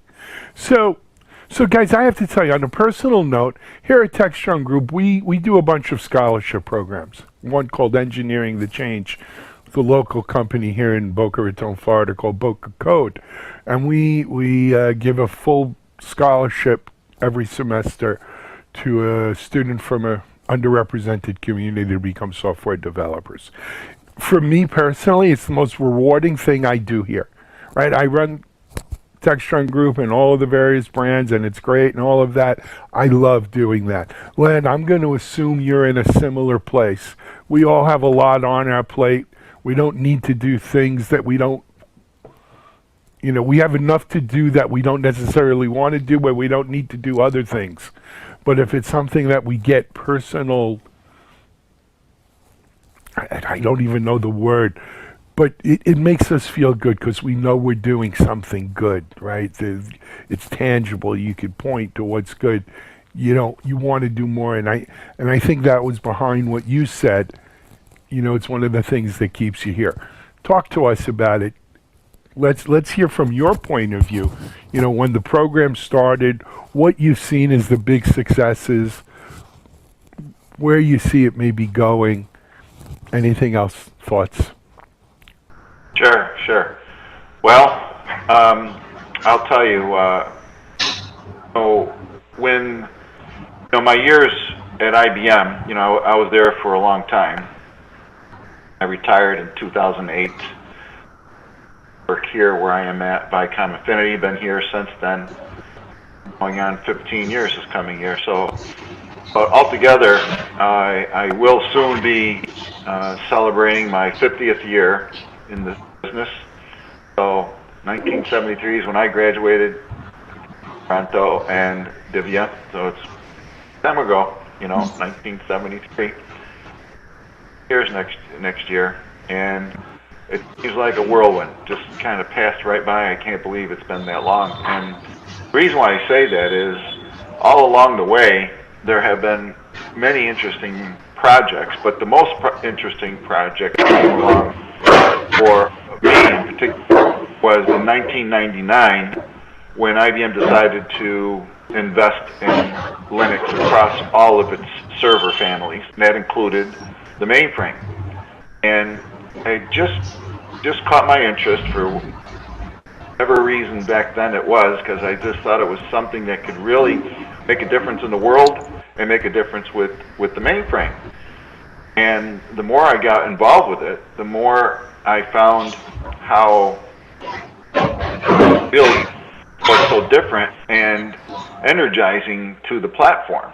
And I got to meet different kinds of people outside of the normal mainframe there. And that's kind of what happened here and how I met Arctic and many of the mentees over the years that have been doing this mentorship program now for quite a while. And I really feel it has made a difference to everybody, because once everybody gets to know the mainframe, they understand how important it is to the world, and it really runs the world. All of the very important businesses and governmental agencies and programs really rely on the mainframe very much.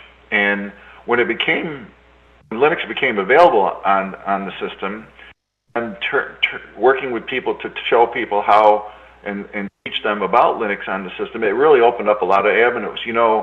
There was a mentee a little while ago in the early parts of this program a few years ago that helped port Alpine Linux to the platform as part of his ship that he did. And he did a fantastic job. And what happened with him is it opened up his ability to get accepted into a college in the United States, because he was a citizen of Vietnam at the time. And then after that, he got hired by some corporations, and one of them includes IBM. And it's just been so good for them. And to see that kind of thing happen with over and over again, now I've seen it now, with the opportunities that it opens, it just, at this point in my life, probably I feel the most important thing that I could be doing. I still have to help keep the lights on. Still have to keep, business flowing and everything. But even our owner and many other people on the management team with our company have seen how important this is, and they are even figuring out ways to contribute or help along or something along these lines. And just we're word you might have been searching for there, Alan, is how satisfying it is. Self-satisfying. Yeah. Satisfying, right? Yeah, that's it. Satisfying. It's hard. Look, and I don't mean to come across as some crusty old guy here, right? But Divya and Harlanto, where you're sitting now, your lives, believe me, your lives are in front of you, right? Your careers are in front of you, and being able to help put some guideposts on that road and help people over that road, go through that road, and take it wherever you're going to take it. Your life is yours to take where you want. But to be an enabler for that, it's incredibly satisfying. Incredibly satisfying. You know, I mean, look, I'm a parent. I have my children and all of that. I am very happy to see where they go in their life. But this is the kind of stuff. It's giving back. But as much as you're giving back, it gives you a good feeling about doing it. Divya, I'd like to ask you. You heard what Len said, what I said. What is being part of this mentorship program? How has it kind of influenced you and shaped you in terms of where you want to go in your career? The community, right? It's amazing. It opens channels for you to interact with people who are in the mainframe world, and it sort of changes how you see the IT industry, right? We always have been in the other side, I mean the non-mainframe side, where it's mostly software and on the x86, x64 platform, and now you are introduced into this mainframe world, which is kind of almost mirrors the this world we've been living in. Still, people are thriving there, so that's a big community we've been introduced to. And again, because it was a mentorship with many students like me, I felt really an inclusive society here, like this opportunity to work with students all around the globe. I mean, I'm talking to Hartanto from Singapore right now, so that is something very amazing. And it opened channels, like I've been into this program called IBM Z Ambassador, that also has been introduced by Hartanto, and we've all tried into that community also. So the Z community is a big plus point after I got introduced to this mentorship. Excellent. You know, Hartanto, in many ways, you're kind of a poster child here, right? You are someone being mentored. It's helped you in your career, and now you're turning around rather quickly, right? From one year to the next, to kind of pay it forward, to help that next class coming about. Why? I mean, the answer may be obvious, but I want our audience to understand why.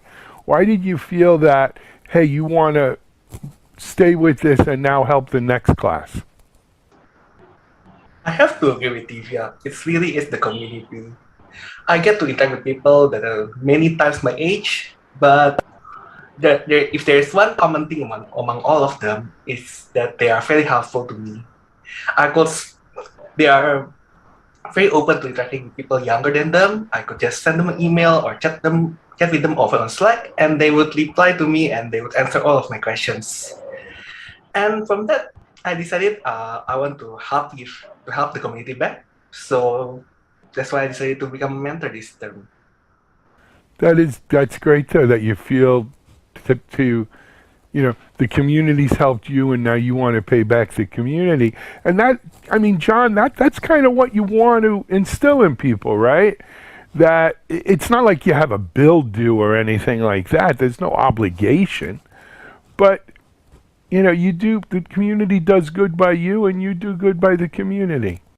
That's exactly it. The you know, what really draws communities in a very sustainable way is the same thing in the rest of our normal lives. It's those relationships, it's the welcoming, it's, you know, being able to find your place in it. And we find that with, you know, communities that grow at a reasonable rate. We find that with communities that really, you know, thrive, it's those connections. It's that first time you're in there, you're feeling welcomed, you're feeling, you know, an area where you can plug in, you see your space in it. And, you know, that's really where the success starts to happen. And when you start to see that, you know, it makes it easy for, you know, Divya to jump in the first time, probably not knowing anything about what a mainframe is yet, but at the same time, excited to try this out, excited to go down that journey. And, Horatio, that's the same thing on your side. It's, you did that first part of the journey, and now you're coming back and you're seeing, wow, this has been great. Like, this is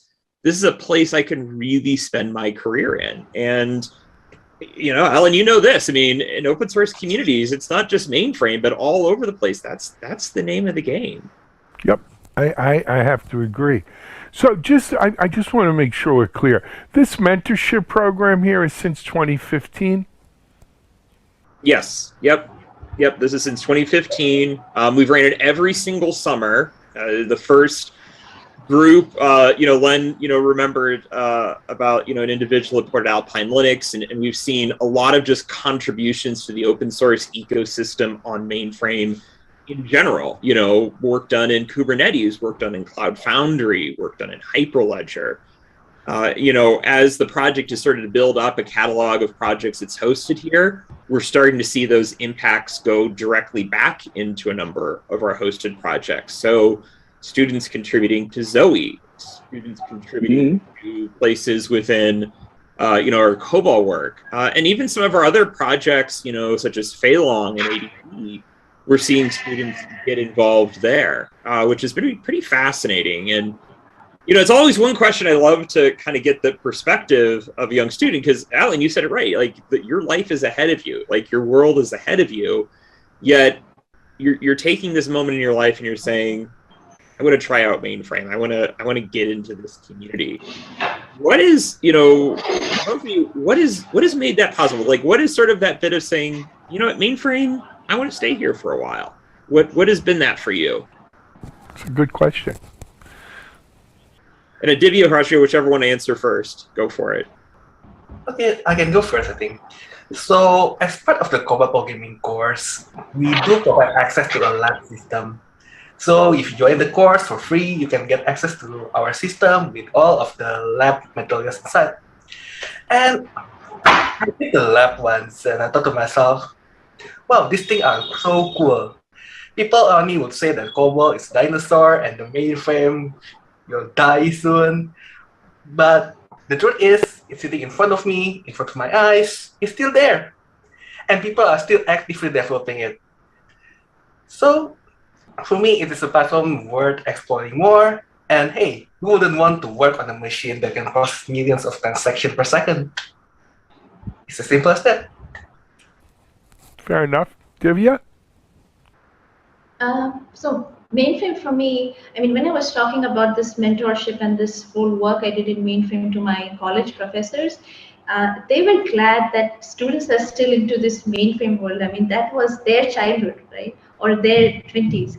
So when I was into it, people asked me about, my professors asked me about what did you do there? And so my project basically helps the community to gather information over S390X packages of each distros, and I think I did really a good job of, it was a dead project, so when I revamped it, I think that was a really nice journey for me. Yeah. Hey, Len, I'd like to come back to you if it's okay. When you look back, this thing's going on since 2015. Your involvement, of course, goes way beyond that. Let's talk about changes. The world's changed in many ways. Some for good, some for bad, but it's changed. What do you see as some of the biggest changes within the mentorship program over the course of the last 7 or 8 years? Oh, that's a good question. First, one of the biggest changes, I think, have been the extended interest in the program by students. First started, there was a small number of students that applied. I don't know if that was because the program was new or because and what a mainframe is or was, or should they get involved.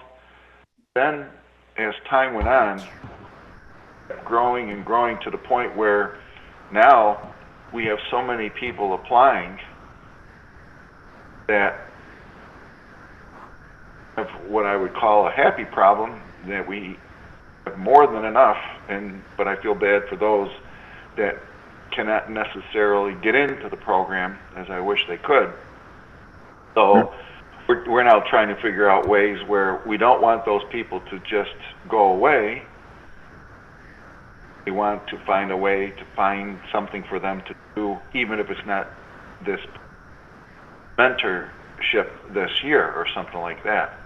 And we're starting to also see more of the students staying within this sphere of mainframe. They're pursuing careers, pursuing other projects within mainframe, and hearing nice feedback from them in the sense that, boy, this is not really as a job as much as it is really a career. A bit of difference between the two, because there are plenty of technical firms out there that would love to scoop up this kind of talent, but they are not really stay within for a long period of time, as people find out in this business that when you get involved with the mainframe, you really kind of stay with it for a long period of time. Maybe not with the same exact employer that you start out with, but you stay within family, And the Italian thing, tell by my last name, right? La Familia. La Familia. Once you're a member of this family, you're not going anywhere if I have anything to say about it. That is spot on. That is spot on. So speaking of, Divya and Hancho, you're in the family now. So, when you're in the family, you get to have a stake of where this all goes. Where do you see yourself in mainframe? And I know this is crystal ball, so, we won't hold this against you if you get it wrong. Where do you see yourself in 5-10 years? Where do you see the mainframe in that time? So for me, I've been very interested in the career in mainframe actually. I get to work with a machine now, and I've been happily helping others in the community as well. And from that, I learned a lot. And also, I've managed to basically learn new things from people around me. And if I'm honest, in 5 years, the way I said, I'm working with mainframe, possibly as a system programmer or an operator. And I would love doing it. As Glenn said, it is a career, it's not a job. Yeah. Divya? For me, so what I believe is that history repeats itself, right? So mainframe was once upon a time something grand, and I really see it coming again as something grander in 10 years. So right now I'm in again as a DevOps intern at a company which doesn't really use mainframe, but I see myself getting into it again. If in 10 years there's been a big change in this mainframe community, I would love to come back. And right now, obviously, I've been part of this Open Mainframe project, so I'll be continuing to be a member. But as a part of my career, I think I'll still be surprising myself in 10 years or so. So not sure about my crystal ball yet. Fair. It's okay. It'll happen for you. So I look at it, Len, John, I probably have a little different kind of view than you, because you guys are inside the trees of the forest. I'm outside looking at just the forest. And in my mind, look, I think in many ways we've seen a huge renaissance of the mainframe world over the last 7 or 8 years. And I think the Open Mainframe project at Linux Foundation has been one of the catalysts of that, with programs like this, with programs like Zoe and others. I also, look, you got to give credit where credit's due. I think IBM and the Z team there have done a great job of keeping the mainframe relevant in the world of DevOps and Agile and SRE and cloud and every other thing going on in our space today. You know, they've kept the mainframe current. It takes a backseat to no one, you know, in terms of its capabilities. There was a time, and look, I'm not ashamed to say I'm of that generation. There was a time where, you know, people laughed at you if you were taking COBOL. If you told someone you were taking COBOL, the only people taking COBOL, quite frankly, were kids in India who knew that at the very least, with a COBOL background, they'd be able to get a job, right? May not be an exciting, sexy thing, but they'd be able to get a job. But that's kind of flipped on its head. Len, as you mentioned, you know, porting to Alpine Linux, using some of these great tools and CI/CD and stuff like that.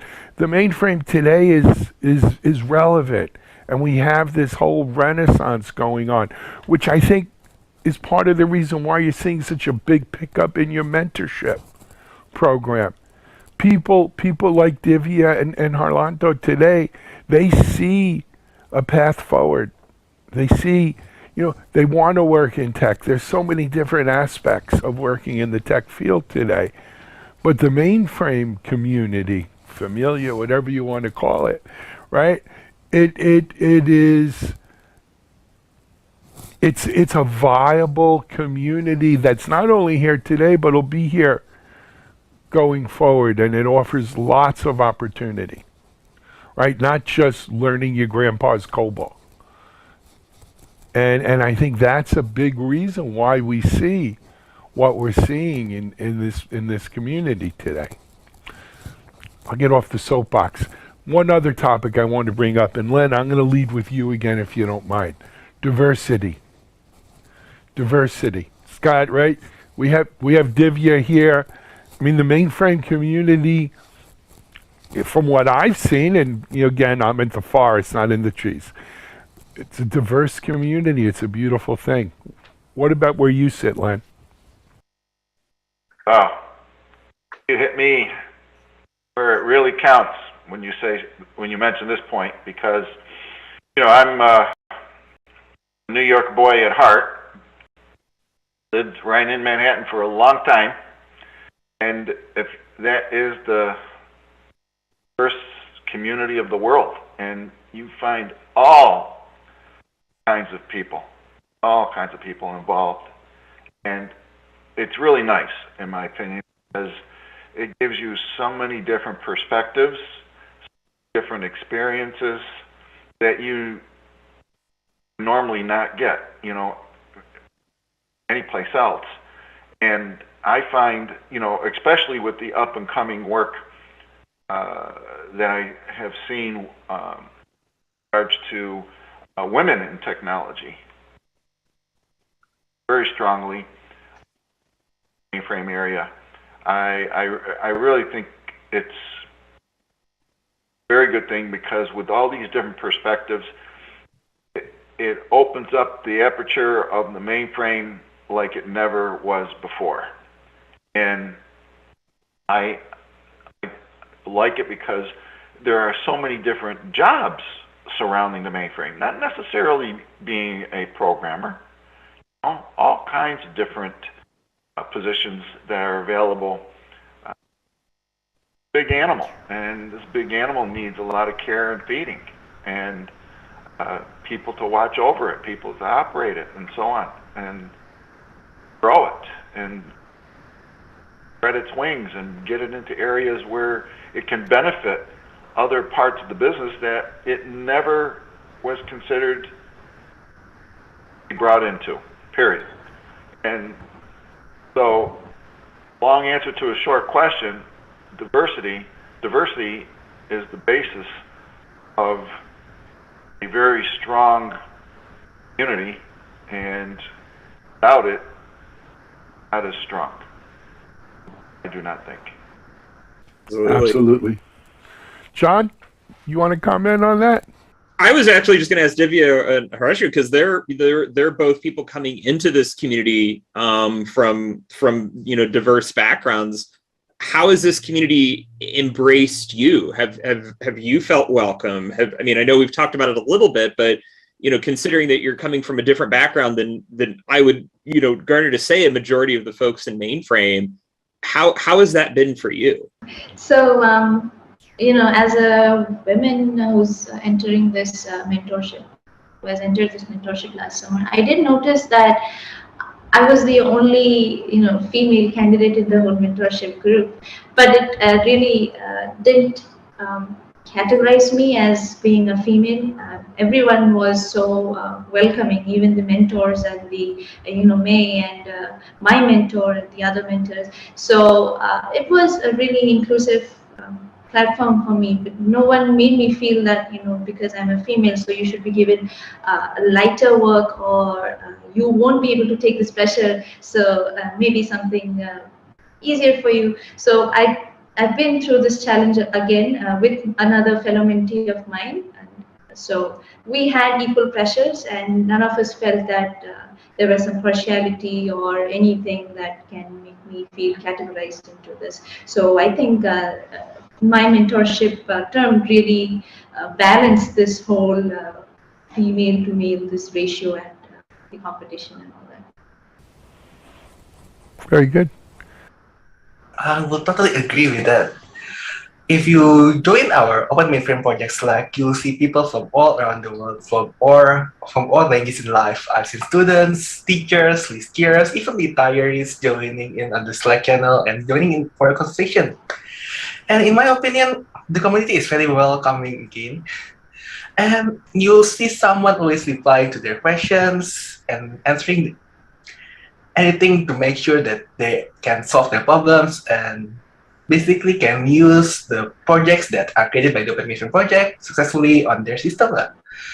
And to me, it's been a very wonderful thing and a very wonderful community.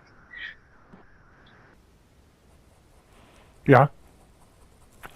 So, while it's still fresh in your memory, guys, what would you, and I'm going to ask this to both of you, and we'll let Divya, if you don't mind going first, what would you say was your biggest takeaway from the mentorship program? Like, the thing that really kind of sticks with you. So by the end of my mentorship, I've been given 3 opportunities to talk at I think in 3 different conferences. So that was a big takeaway for me, because I'm a person having a slight stage fright.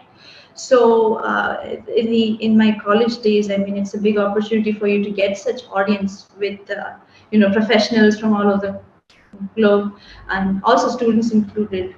So I'll say that my mentor had been very welcoming in this part, to enable me to speak and be present in such places. She also made me part of several meetups of different open source distributions, and how they were planning their packages in their later S390X releases. So the speaking part was a big takeaway for me. Yeah. Very good. Orlando, how about you? So I think one of our biggest takeaway is how you will contribute to an open source project. And I would say this to everyone watching who are interested to join as a mentee next summer, I mean. Don't be afraid to ask questions, and don't be afraid to give any kind of feedbacks. The people managing the projects are so welcoming, and they would appreciate any feedback coming from even a student like you. And for me, that really emphasized the mentorship part of this program, on how, as a mentee, we can contribute back to the community, and also as a mentor, we could listen, chime into the mentee, and basically implement what their ideas are. Very good. All right, Len and John, I want to throw this at you guys. We're running a little low on time. We'll start wrapping up soon, but where do we go with this mentorship program? What can we do to make it bigger, better? Right? What do you think? Len, you take a first crack at this one, Len. Okay. In my opinion, I always felt when I was managing teams over the years that I could pick out the best performers by one site. Whenever they came up with a suggestion, and I not only came up with the suggestion, they also came to me with the resolution and actually showed that it was implemented all in one fell swoop. So when people come forward with a mentor today, or excuse me, a mentee, the mentor, the best thing that can be done is bring that project forward with a actual mentee all lined up, ready to go, ready to want to do it, and get it started right away. That is the best thing to do with this mentorship program, in my opinion, today. Very easy to throw something over the fence. Oh yeah, good project is here. Yeah, good luck. Mm-hmm. Go find yourselves the people that you need, the mentors, the mentees, and everything. But when someone does it all in one fell swoop like that, really enhances the program and going very strongly. And then that mentee picks up those habits, that characteristic, and does the same thing over and over again. And now the program grows at such a rampant pace that you have no problem coming up with mentees to work along with mentors and program very strong. That is what I think the future can hold here. My opinion. Excellent. Hey, someone, I don't know if it was John or Len or someone mentioned the Open Mainframe Summit in our discussions. John, I just wanted to remind our audience the next Open Mainframe Summit, is starting to come on our radar, right? And when it is, and maybe anything around the mentorship program that goes on at the summit. Yeah, absolutely. So the Mainframe Open Mainframe Summit will be in person September 21st, 22nd. It will be in Philadelphia, which we're really excited to be back in person. It's a great city, a great location. And this is something that we've done really since the beginning of this mentorship. It's one part to help them, make these contributions to these projects, but then the other half is bringing these students to be, around employers, around people in the community, getting that physical presence. And we've lost it over the last couple of years as we've all been, in our homes and whatnot due to COVID. But we're starting to see that coming back. And I remember that was one of the, and Len, you remember this really well down in Atlanta at Share, and those students, it just was very eye-opening for them. And many had started great careers. And we're looking to do the same thing here at this year's Open Mainframe Summit. You'll be able to see a really nice selection of our mentees and mentors that have worked in this project. And even some of them, like a Divya, for example, that started as a mentee, now is part of the leadership of that project and is really having a whole new angle to things. So there's going to be definitely a lot to go there. And for those of you, who might be a vendor or someone else who's like, I'm trying to find mainframe talent, it's really, really hard. Come to the summit. You'll meet them. You'll meet them face to face. They're all looking for great career opportunities. And, even furthermore, our members have an ability to help host a mentorship, which, as long as it's benefiting the open source ecosystem on Mainframe, it's something that can be a part of our program. And as Len has talked about, that has been a lead to people getting hired in this field, being able to, build a mainframe career. We've had our students that have went to ADP, SUSE, IBM, all sorts of companies. So, definitely come see that at the summit. And we're going to see a lot of these great students and mentees, not from just this year, but from years past that are still involved in this space, being those presenters and those folks that you can contact. And we'll be talking more about Open Mainframe Summit in the shows between now and September as well. Len, I got to ask you, as a New York boy, how did you let them pick Philly for this? Well, I don't know, Alan. It's halfway in the train between New York and Richmond. So what to say? All right, we'll let it go. But they have a good little Italy there too, so it's okay. They do. No, they do. You know what? Just a shout out, our CMO here, Andre Pino, who's also from the Familia. He lives in Italy. So if we're there for that, maybe we'll go to Andre's house for dinner. His wife's a great cook. Anyway, hey guys, we're out of time. Let me try to start wrapping this thing up. First of all, Divya and Harlanto, congratulations. Well, first, thank you for being on the show. Congratulations on being successful graduates of the Open Mainframe Mentorship Program. And also, thank you from the bottom of our heart for continuing right on, by paying it forward, by mentoring the next class, by being involved in this program going forward. That's what it's all about. So I can't wait to see what big things lie in the future for both of you. Len, thank you for coming on and lending your voice of experience and reason and leadership here. It was great to have you on. We hope to see you on again in the future. All right, look forward to it. All right. John, I'll give you last words and we'll wrap up. I'll make it a quick one here. We are just getting ready to start our mentorships for 2022. We do a summer term. We also have a fall term available. If you're at all interested, head to the Open Mainframe Project website. I think we have probably about a dozen mentorships already available that you can apply for either the summer or the fall term. And there's more that are going all the time. We see a couple getting added from some of our projects all the time. So check that out, and you can be a part of this class of mentees as well. Fantastic. All right, that's going to be a wrap on this month's Open Mainframe, the Open Mainframe. Again, many thanks to our friends at the Linux Foundation Open Mainframe Project, including Len Santalucia and my co-host John Murdoch. We will be back next month with another great show on the Open Mainframe. Until then, this is Alan Schimmel. We're out.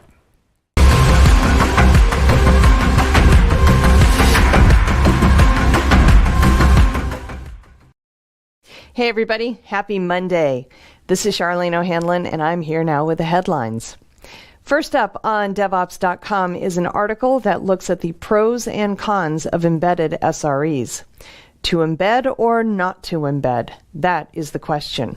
At least that's one of the questions that companies have to answer as they decide how to implement site reliability engineering. They can either embed SREs into existing teams, or they can build a new separate team. Both approaches have their pros and cons. The right strategy for a company or team depends, of course, on their needs and priorities.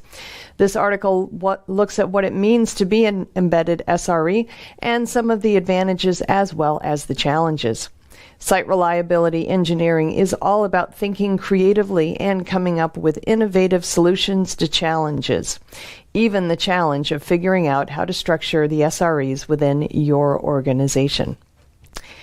And we have an informative article on the differences between SLA, SLO, and SLI.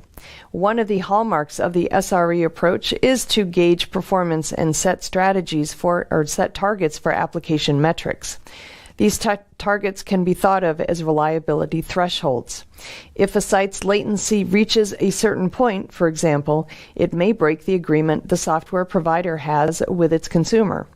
SREs create and monitor service-level performance benchmarks for all sorts of metrics, such as uptime, latency, error count, mean time to recovery, and throughput, among others. But not all these performance goals are part of public agreements. Companies usually take a more proactive approach to setting more internal targets to stay far away from breaking external agreements and user trust. It's become a best practice to set these baselines to retain functional, reliable systems. This article attempts to define, in simple terms, the differences between service level agreement, service level objective, and service level indicator. While these concepts may share many similarities, it's important to understand how they are applied in practice. Of course, each company may have a nuanced understanding of these terms and may conceive and apply them differently. In news, application security testing provider Checkmarx disclosed it has discovered a malicious instance of a PyPy repository for Python code that has been downloaded more than 70,000 times.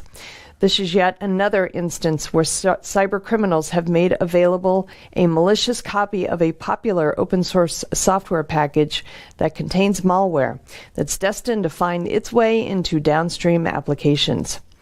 Cybercriminals are using a tactic known as starjacking, in which they create a web page that includes bogus statistics such as GitHub stars to make it appear that a downloadable software package is from a legitimate open source project. Starjacking represents yet another effort to compromise the integrity of software supply chains that rely on a wide range of open source software components to build applications. The only way to thwart starjacking is for developers or DevOps teams to validate components before incorporating them within applications. Otherwise, the malware might not be discovered until after it has already found its way into downstream applications deployed in a production environment. All right, over on Container Journal, we have the latest from Sysdig, which has made available a Risk Spotlight tool as part of its cloud service for securing and monitoring container environments. Risk Spotlight is designed to make it easier to prioritize vulnerabilities that need to be addressed based on the risks stemming from software packages that have been deployed. It leverages the open source Falco threat detection engine that developers add to runtimes to provide a more accurate assessment of the risks to the application based on the software packages that Sysdig is able to monitor. That approach also reduces fatigue by reducing the overall volume of alerts that developers receive. Yay! Risk Spotlight surfaces vulnerability details such as the common vulnerability scoring system's scoring vector, the version of a software package that fixes the issue, and links to public examples of exploits that take advantage of that vulnerability. The goal over time is to increase the level of cybersecurity expertise developers have by providing additional context via a user interface that provides a package-centric view of vulnerabilities. And Canonical has expanded the container image portfolio that its Ubuntu operating system supports. Grafana Loki, Apache Kafka, and Apache Cassandra container images are now supported by the latest version of Ubuntu and can be accessed by a Docker Hub along with an image of canonical Ubuntu 22.04 LTS. The latest edition of Ubuntu also adds support for cloud confidential computing on the Microsoft Azure cloud, a real-time kernel for industrial applications, the Rust programming language, OpenSSL version 3 cryptographic algorithms, and virtualization software on GPUs from NVIDIA. Previously, Canonical, via an alliance with Docker Inc., committed to publishing a curated set of secure container application images on Docker Hub that it will support for 10 years. As part of that commitment, Canonical will fix within 24 hours any critical security issues that impact any of the containers that are part of its LTS Docker image portfolio. Images already supported by Canonical include MySQL and PostgreSQL databases and Nginx proxy software. All right, over on Security Boulevard, we look at how cloud solutions can help with cybersecurity. Cyber attacks and data breaches are continuing to grow, with ransomware attacks rising 62% worldwide and 158% in North America in the last 3 years.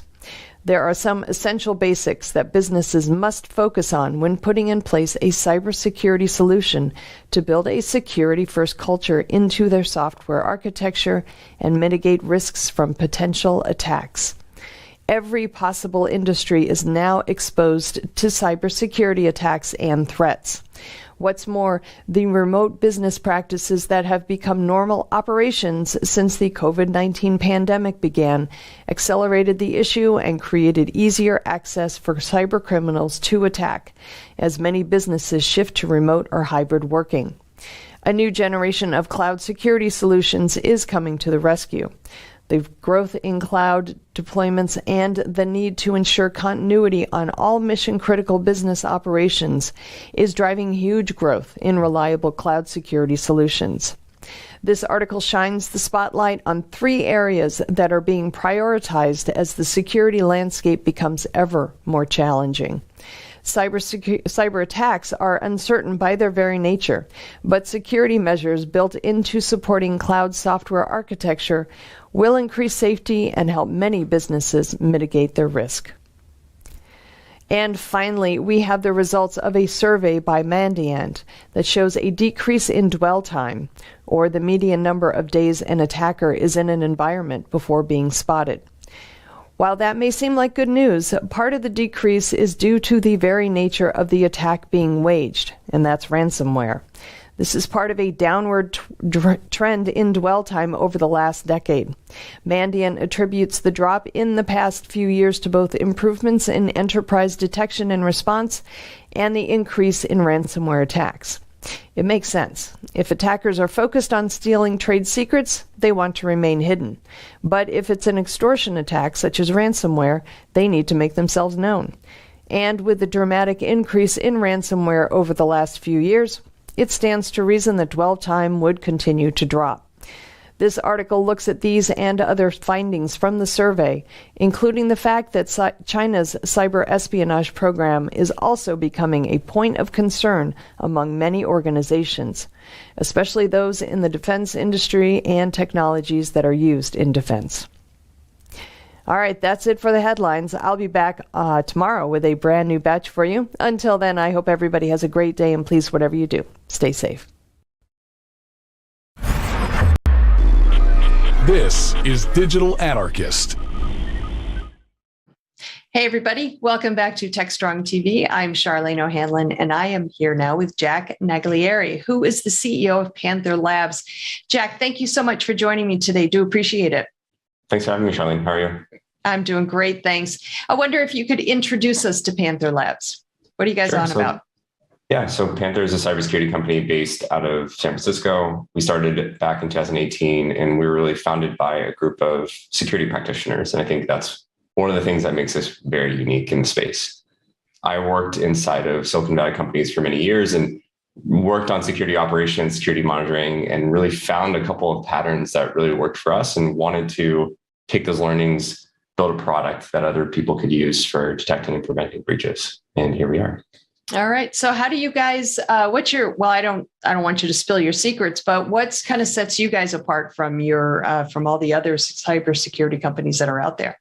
Yeah. So the thing that we focus on is large scale security monitoring. And the thing that really made us different is our approach to our architecture. So Panther is a cloud native threat detection platform. And cloud native is a really important piece of that description because it denotes the way that we built our platform. We have to operate at a massive scale these days. Mm-hmm. Data has never been at a higher throughput than it is today, and especially with remote work being central in everyone's lives, with adoption of cloud and SaaS and all these other things, really spreading our attack surface out, and security has just become more complex over time.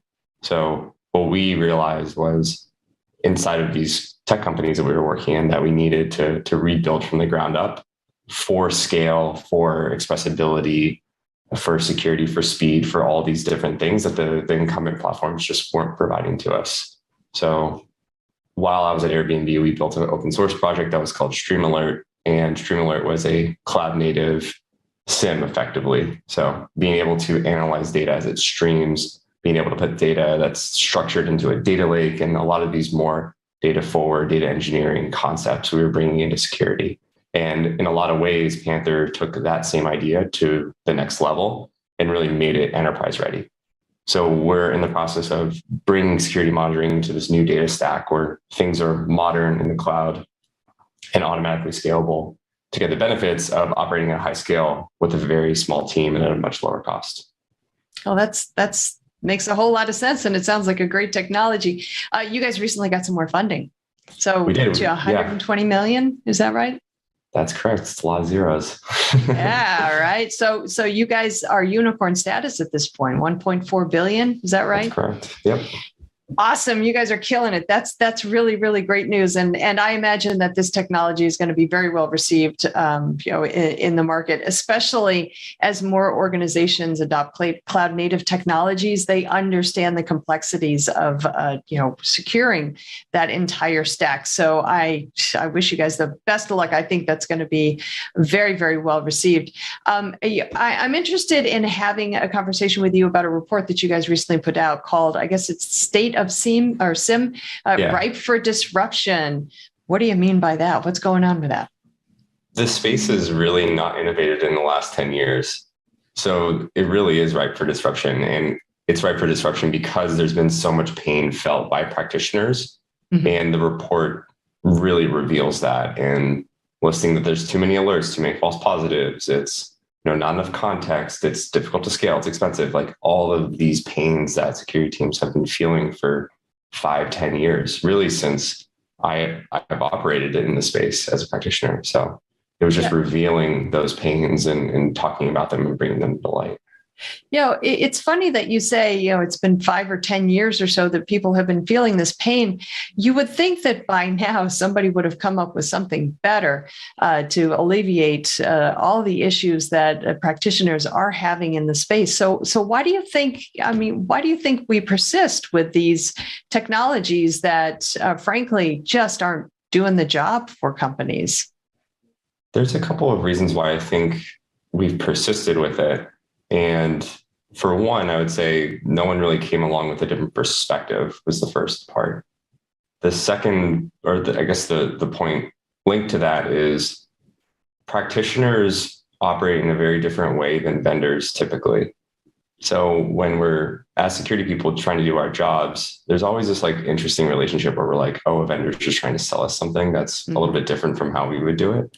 Right. And when we built Panther, we really wanted to take and democratize a lot of those concepts and techniques that we were doing inside of companies and build it into a product, and then give the benefits of that to other practitioners. And that's really what we've seen.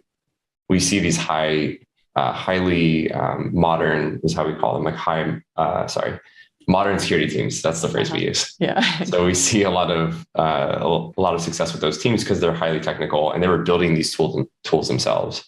So that's really the first piece, is that no one really came along with a different perspective. The second thing is no one really re-architected from the beginning. So there was a large wave of incumbents that kind of came up in the early 2010s, mm-hmm. and they were working, and they were okay at that time. But over time, as things started to increase in scale, their architectures became antiquated fairly fast, and we just couldn't really use them to the degree that we wanted. Mm-hmm. So we started limiting, and we started doing things that felt bad. Like we would have 30 days of retention, or we would limit some critical log source that we actually really wanted that we couldn't put in because it was expensive or slow or operationally intense, right? So it was just a lack of options. And what you saw inside the community was people were just building this themselves. And that's really what I was doing. I was the persona that would go and build these tools to operate at that scale. And we would just cobble together a bunch of different things in order to get to this world where we could elastically scale. We could do things like software engineering on security data. We could put it into a security data lake, and we could run these really large, complex analytics on the data. And that was really the input into why I started the company. So that makes a lot of sense. We're hoping to change that. Yeah, well, yeah, I hope you guys do. And it's really interesting because we have seen so much movement in the cybersecurity space, just even in the last 2 years, with so many organizations completely changing their architecture. And, we've all I'm almost afraid to say the word digital transformation anymore because it's been so overused and so hyped. But honestly, it really has become kind of the impetus or the catalyst for a lot of organizations to have to really think about their cybersecurity infrastructure and how they're going to protect their networks well beyond the corporate perimeter. So, it's interesting also that we are still kind of having the conversations about older security technologies that, to your point, simply just aren't working effectively anymore. But so many organizations are still so reliant on them. But let's focus on SIEM because it still seems to be one of the more prevalent security technologies out there. So when you guys set out to do this report, what specifically did you guys have in mind? Obviously understanding what the challenges are, but what's beyond that specifically? Were you guys looking to achieve with this report? And what were some of the findings that came out of the report that really surprised you? The thing we're really looking to achieve is just getting the current sentiment of the market and really just revealing to the world, hey, this is actually a problem.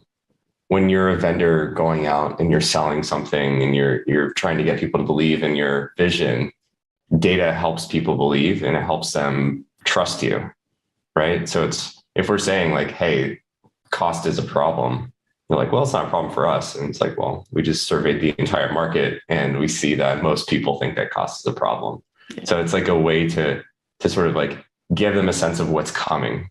Because certain teams are earlier in their journey than others, and they may not see the problems that are kind of coming to them in the next couple of years. So this report can help them be prepared for that and help them understand that you may not have this issue today, but a lot of other people are. And that can really help them better prepare for their own journey. So I think just bringing it to light really just helps with a lot of these different side effects from people understanding our perspective, but also just giving them a sense of what could be coming to them in the future. Honestly, I don't think too much of it was surprising to me. I'm super biased because I've been doing this for so long. But I think just seeing the statistics of almost 50% of the people saying that they're overpaying, that's super interesting. And just understanding that, that's absolutely a pain that people are feeling more than just, a couple of use cases that we've seen. But, the unsatisfaction around capabilities, that's, to me, very obvious. I think a lot of people have been feeling that for a really long time. And then just the pain of not being able to pull all the data that they need in to do their jobs. So I think, if anything, it just reaffirmed a lot of our existing feelings, and it just presented it in a way that allowed us to effectively train the rest of the market on like, hey, these are problems that everyone's actually feeling. So you don't have to feel too bad that you're feeling them too. So do you think we're reaching kind of critical mass then when it comes to the changing attitudes towards cybersecurity, especially with these new, cloud native architectures and different environments that organizations are working in these days? I think we're at a really interesting shift after the pandemic, because the pandemic forced and accelerated a change that was already happening, where people are migrating to cloud and SaaS. And the organizations that were very far behind probably felt a very intense step function when they were forced to have a remote workforce. So I think we're absolutely at the point where we need better tooling to cover this new expanded attack surface. We need increased capabilities. We need more scale. We need more structured data. We just need to build a solid foundation for us to sustain the act of security monitoring for the next 10 years. Do you think that organizations that they recognize that they need to do this, or do you think that too many of them are still kind of using, yesterday's cybersecurity technology to protect these today's networks, if you will? I think the report really reveals that people are ready for something new, and it reveals the pain that they're feeling. And really, we're trying to use this and really work backwards from it and say, like, how can we best support the industry and these practitioners in either democratizing new ways of doing things or just bringing in a fresh perspective, a fresh architecture that really solves their problems for them. So, I wonder, early days of the pandemic, everybody was talking about getting their employees up to speed while working remotely, giving them all the technologies and tools that they needed to be able to do their jobs effectively, but not be in the office. And it's pretty much widely known that a lot of organizations just kind of let their cybersecurity policies just lapse over the time while they were getting their employees, up to speed, working remotely. Do you think that now we're in this kind of era of fixing all the mistakes that were made in the early days of the pandemic from a cybersecurity perspective? Are we feeling the effects of that? It's a good question. And I'm not sure if I'd want to be that harsh on security teams. Oh, no, I don't want to either. I mean, I'm not, listen, I'm not, far be it from me to judge what cybersecurity teams are doing. I mean, they've got the worst, and I would say one of the most difficult jobs in IT, if not the most difficult job in IT. But, at the same time, we've got some messes to clean up, and there have been a lot of data breaches that have occurred, and a lot more cyber attacks, and I don't know if that's a direct result of some of the actions that we're taking in the early days of the pandemic, or if it's just bad timing, I guess. It very well could have been a result of it, but it's always been very difficult to keep up at scale. The thing with security that is super challenging is that your landscape is rapidly expanding. Attackers are using new techniques. And oftentimes, no matter what you do, no matter what controls you put in place, if you can compromise a human, you can just bypass everything that you've worked so hard to create. Yeah. So it's a very difficult job. People are very prone to burning out. And the whole goal with, again, like starting the company is to just democratize these architectures, democratize the way that we were doing it inside of Silicon Valley companies and bringing those patterns out into the world for other people to benefit from. Well, like I said before, it sounds like it's great technology, and you guys are taking cybersecurity certainly a step or two forward beyond what today is a very painful experience. It sounds like for a lot of organizations. So, Jack, I do want to thank you for taking the time and getting on the Zoom with me to discuss what you guys are doing and the State of SIM report. Good stuff all the way around. So, congratulations on the funding, and congratulations on your technology as well. Thanks for having me. You bet. All right, everybody, please stick around. We've got lots more Techstrong TV coming up, so stay tuned.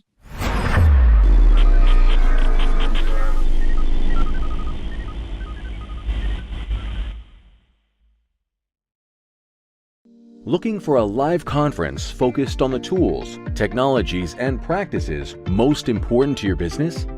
Innotech conferences are live one-day business and technology conferences highlighting the latest in trends for IT leaders, developers, and IT professionals. Each event combines education, innovation, peer-to-peer networking, and the latest technology and business solutions for a diverse IT-focused audience. Innotech conferences occur throughout the year in strategic regional locations, bringing together technology professionals from various industries to learn about the solutions, practices, and tools impacting their day-to-day work and gain insight into what's to come. Presenters at Innotech conferences are selected and curated to ensure each session provides the most up-to-date and relevant information without any hype.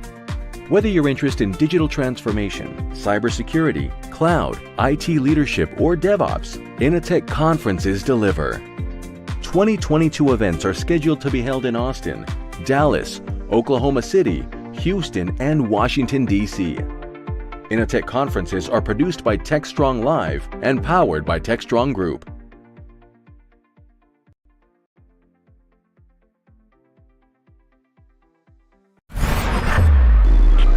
This is Digital Anarchist. Hey, everybody. Welcome back to Techstrong TV. I'm Charlene O'Hanlon, and I'm here now with Mark Lambert, who's the Vice President of Product at Armor Code. Mark, thank you so much for taking a few minutes and getting on Techstrong TV with me today. I do appreciate it. Thank you. My pleasure. Pleasure as always. Well, Mark, I know that you are going to be one of the speakers at the upcoming AppSecCon virtual event that is hosted by Armor Code and the Purple Book community. And so I'm interested in talking to you a little bit about the event, as well as what you're going to be presenting at the event, and which I understand to be the state of AppSecOps, some survey results, right? That's correct. Yes. So yes, Charlene, we're currently running an industry survey around the current state of application security and focusing on how leaders in the industry are operationalizing application security to achieve, success, AppSec success within their teams. Okay. Great. So is that, and you've got the survey results. I mean, is the survey done, or is it going to be done shortly before the event? Sure, it'll actually be done shortly before the event. So we already have some preliminary results now. And then we'll actually be running the survey a little bit after the event as well, with the final report being published in June. So some of the interesting things that we're seeing is how leaders in the industry are focusing not just on tools and technology, but more on people and process. And that's how they get buy-in within their organizations and how they're able to truly scale the success across the organization rather than just within a particular siloed team, and building that true collaborative process and approach to security. That's great. I think that is so important these days when we're talking about application security, to have that level of conversation and communication that's happening, because I think that helps more than anything break down the silos that currently exist between development teams and security teams. So having that communication as a bridge, as it were, I think is it's necessary. It's not just a good to have, but it's absolutely necessary for application security to be effective. For sure. And as organizations are accelerating their releases, and, obviously, we all hear about things like Log4j and the issues there, and Spring4Shell, and, the next one that's probably already appeared before this recording even goes live. We have to respond quickly, and it's never become more important for application security to be at the forefront of that. We see the true leaders are not only aggregating that data so that they've got visibility, because you've got all these tools in your pipeline, you've got these tools in your infrastructure, but facilitating workflow and cross-team collaboration so you get buy-in from your peers as to the importance of things, but also buy-in with senior management as well is critical, so that they can really control the business risk of the accelerated release velocity and increased complexity of the attack surface area.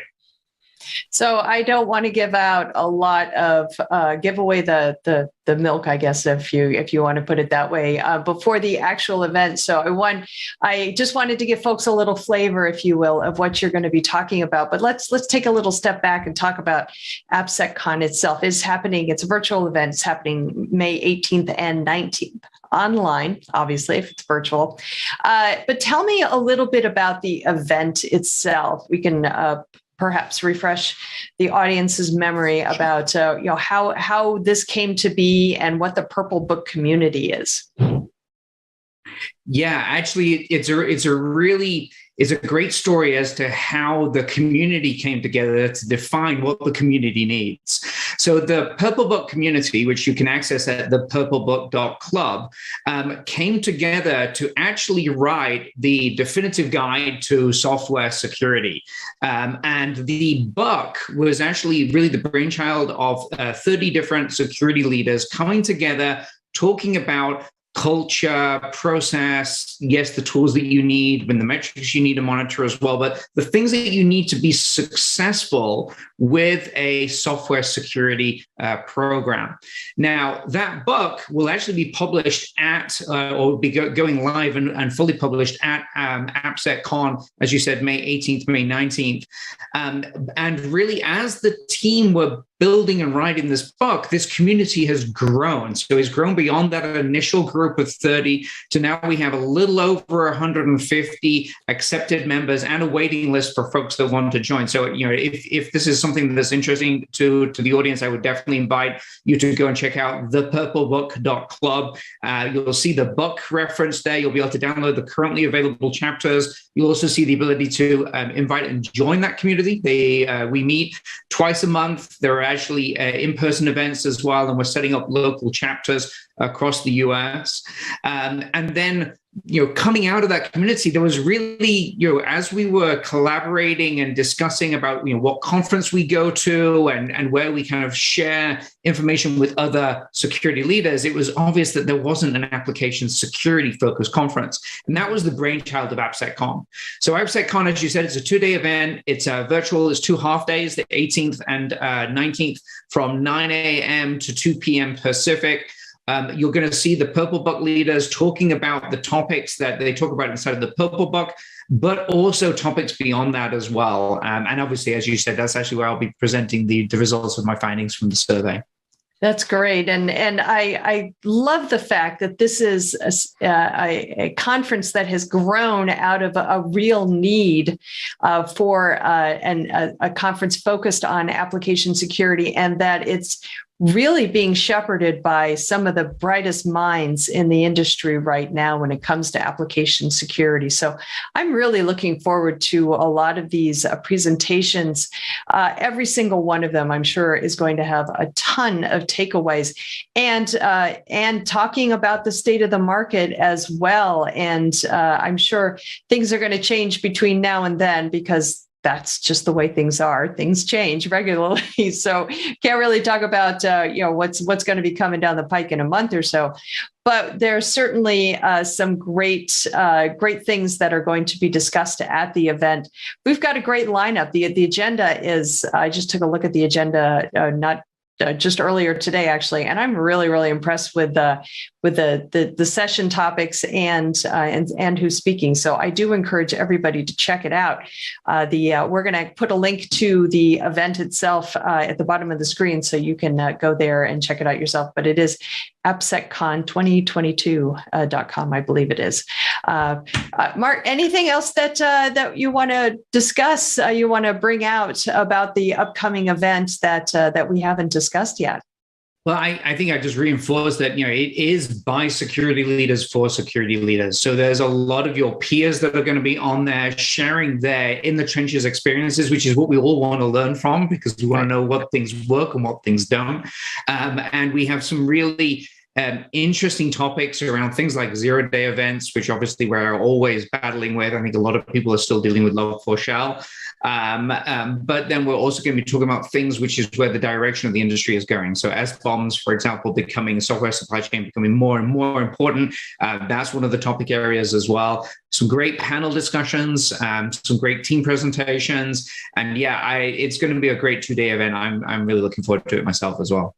Excellent, as am I. But I do thank you now for taking a couple minutes and, as I said before, coming on Techstrong TV and talking to me a little bit about the event, what you have planned for your presentation, and the state of the market. It's good stuff. I do appreciate you taking the time.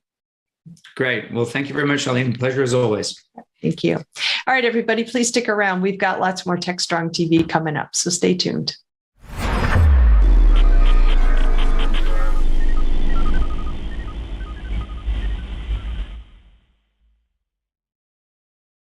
Hey, everybody. Hope everybody's having a great day. This is Charlene O'Hanlon, and I'm here now with the webinars preview. I always tell you we have so many great webinars coming up on Devops.com, Container Journal, and Security Boulevard. I got 3 here that are going to rock your world. So I do encourage you to sign up and join us. The first one is called Show Value Fast. 3 practical ways to get started with VSM, or Value Stream Management. This one is happening Wednesday, April 27th at 11 a.m. Eastern on Devops.com. It is sponsored by Platora. The fast evolution of the value stream management market is proof of its ultimate value proposition, which is a holistic view of the entire development value stream from idea to production.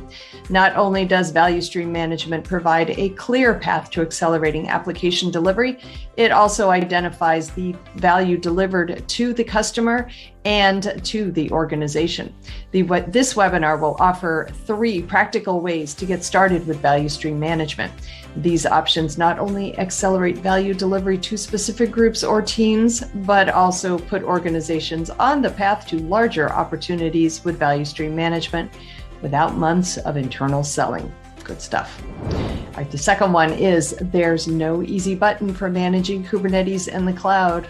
Oh, well, this one is happening Thursday, April 28th at 11 a.m. Eastern on devops.com. This is sponsored by Mirantis. The cloud and containerization have revolutionized the way organizations develop, deploy, and monitor applications. However, they are not a panacea. Most technology environments are highly complex and contain a variety of virtualized workloads, multiple clouds, and on-premises infrastructure, and multiple container technologies. This webinar will discuss some challenges to moving to a public cloud, the more efficient ways to more efficiently manage your Kubernetes infrastructure, and some drivers to keep workloads on premises. Interesting. All right, the last one is called Plan and Protect, a modern plan for open source security. This one is happening Monday, May 2nd at 11 a.m. Eastern on Security Boulevard. It is sponsored by WhiteSource. In today's digital world, open source software is vital to modern application development. And as we know, what's important to the business world is important to threat actors. But how can companies successfully combat the rising tide of vulnerabilities? This webinar will discuss the value of blending proactive practices to code security with a mitigation framework that allows you to react effectively to incidents. Another good one. All right, that's it for the webinar's preview. I'll be back, I guess next week with a brand new batch for you. Until then, I hope everybody has a great day. And please, whatever you do, stay soon, stay safe, stay soon, stay safe. Devops.com is the #1 online destination for DevOps education and community building.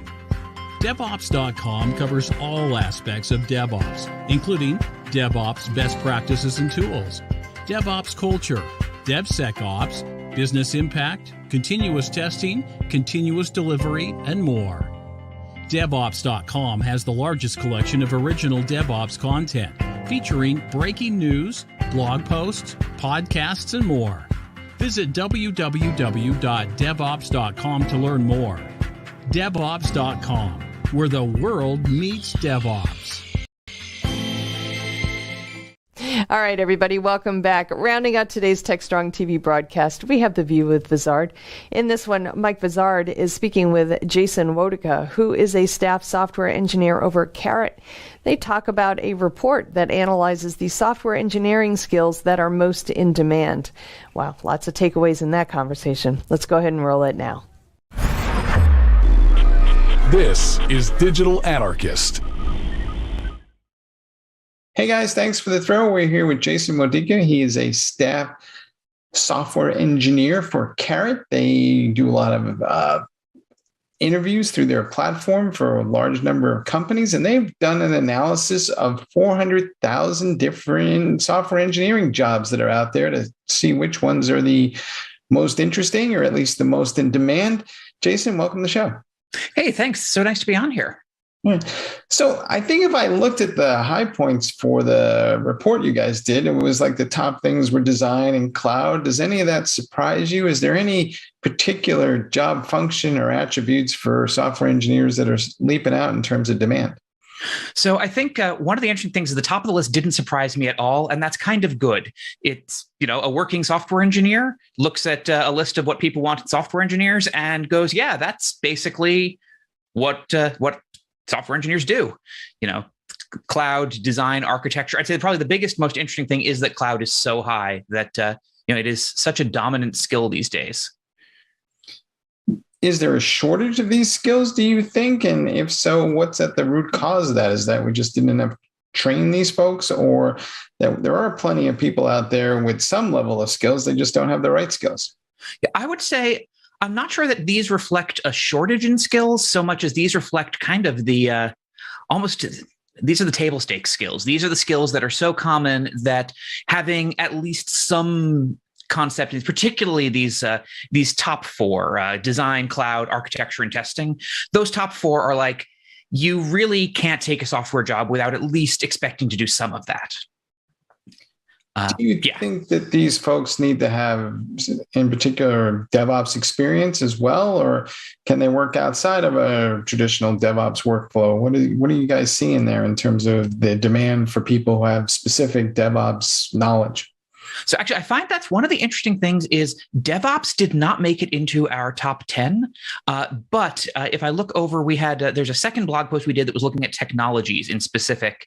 And in there, I definitely see a bunch of DevOps technologies. So people aren't asking for DevOps as a skill. But then when we look at the technologies, like Tech 3 is Kubernetes, tech number 1 is AWS, and number 4 is Azure.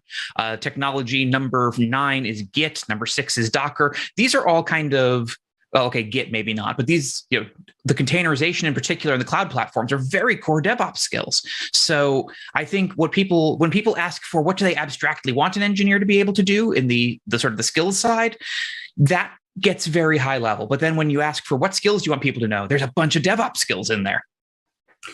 When people go looking for software engineers, do they typically have very deep descriptions of those jobs, or do they just say, I need a software engineer, and there's assumptions made about what that means just in those two words? Honestly, I think it varies a lot by company. I think companies that have software engineers do a reasonably good job of saying, here's what we're looking for, here's the particular skills, particularly by looking at who they've got. And there is a lot of good examples out there right now for companies to use. But I do think there's a lot of companies that are still like, we know we need to get in on this technology thing. We need to up our automation game. We need to, bring in programmers, and we don't really know what we're looking for. So they are going to ask for kind of very general stuff. I know that's something that does come up sometimes as companies engage with us at Carrot, since we do interviewing. There's some companies that come to us and we're like, we know the profile of the person we're looking for. But there's some companies that are just like, we need to hire good engineers. Can you help tell us what should we be looking for to figure out what a good engineer even is? Are there geographic regions where there are more software engineers than others? Are we starting to see any patterns based on where folks live? Oh, that's a great question. I don't have that data handy. I mean, anecdotally, I know there's all the classical tech clusters. Everybody's familiar with the idea of Silicon Valley. There's, an increasing population in Austin.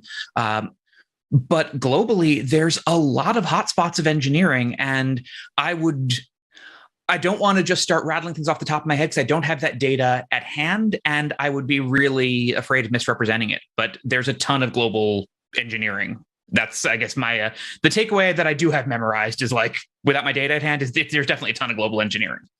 There's definitely a sense of birds of a feather, maybe, and they do like to hang out with each other, but we're not quite sure where. Yeah. Do these folks need some sort of certification, or does one become an engineer just over time and you start calling yourself an engineer? Or how do I know who's really an engineer and who's just kind of got a lot of software experience, which may make them qualified as an engineer, but officially is not considered an engineer? So my friends who I went to school with, I went to an engineering school and got a computer science degree. And my friends who got engineering degrees are always very happy to inform me that I am not an engineer. I do not have the certification. So, we have maybe co-opted the term from, the chemical engineers and the structural engineers who do have their rigorous certification processes.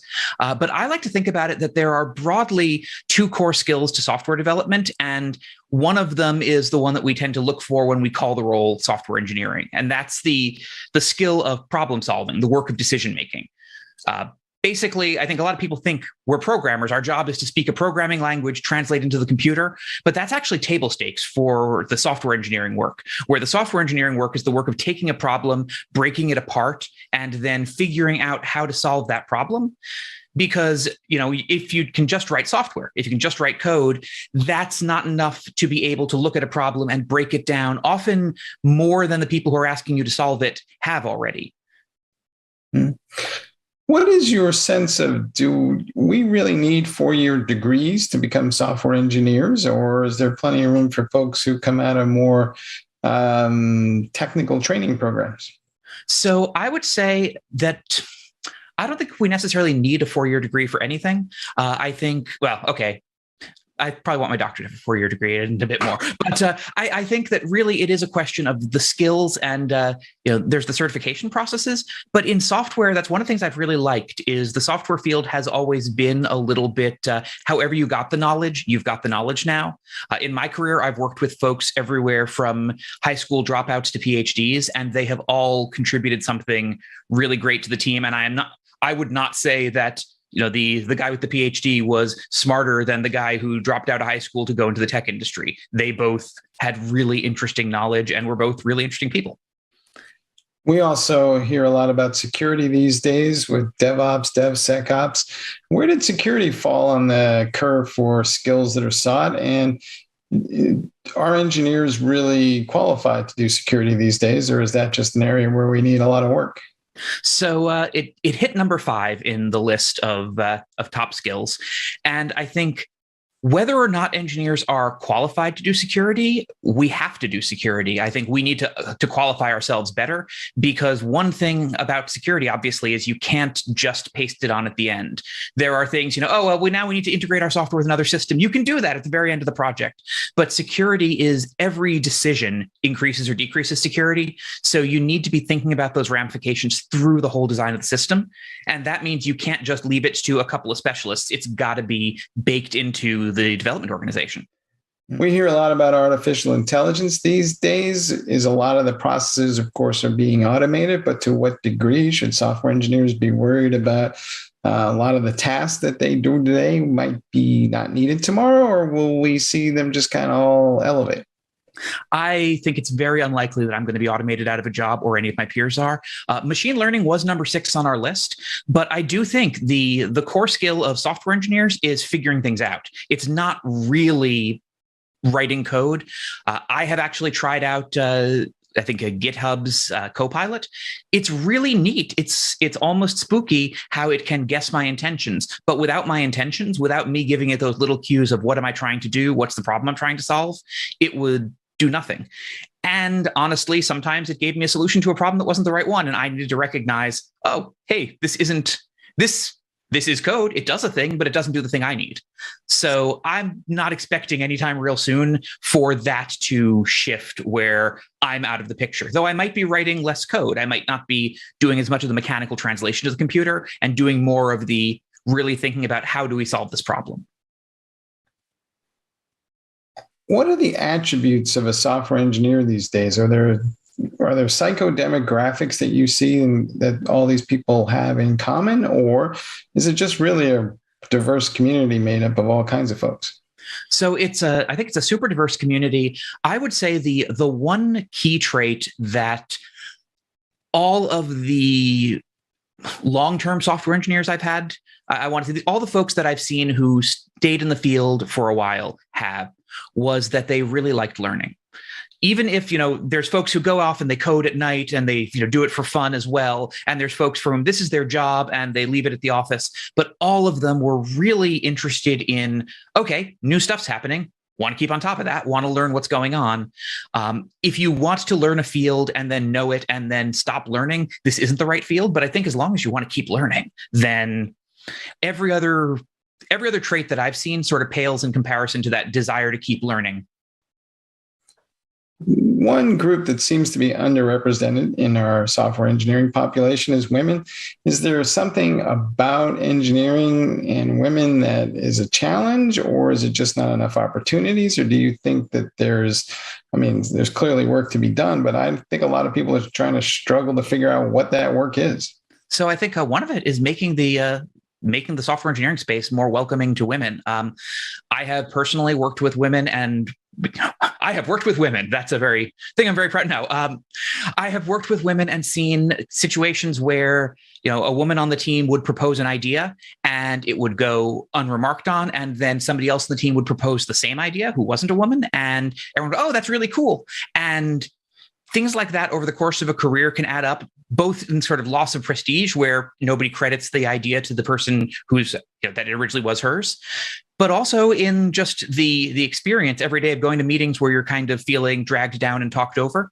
I think a large piece of the work in making the field better is not going to be about getting women into the field, but about retaining women in the field, helping women grow in their careers and making them not decide that this is just not worth the slog to fight uphill.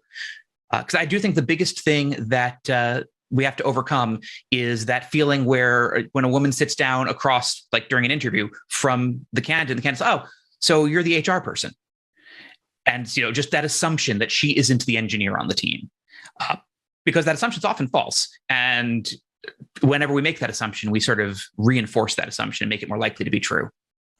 And there's a lot of mansplaining that goes around as well. Yes. What is your best advice to folks about how to recruit software engineers in general and a more diverse bunch of software engineers? Well, I'd say the first thing is it's not enough to say that you're welcome, you're open to people from any background applying. You need to make people feel like you want them to apply.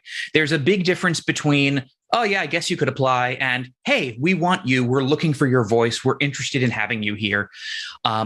Obviously, I think Carrot has been very focused on, in particular, the Black community with the Brilliant Black Minds program, and that's something where it's been really interesting looking at what has changed when we have actively gone out and solicited and said, "Hey, we want to make sure that you're getting in. We want to make sure." Try the door, because one of the things we learned interviewing Black students, software engineering students, is that there's a lot of companies, top tier companies, that they weren't even applying for because they thought they had no chance.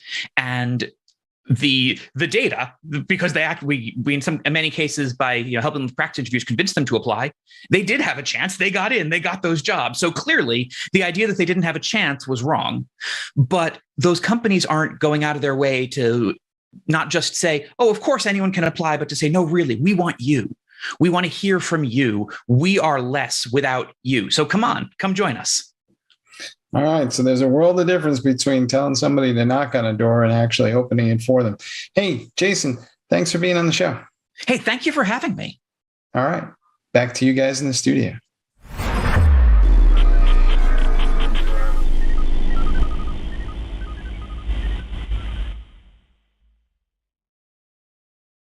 Looking for a live conference focused on the tools, technologies, and practices most important to your business?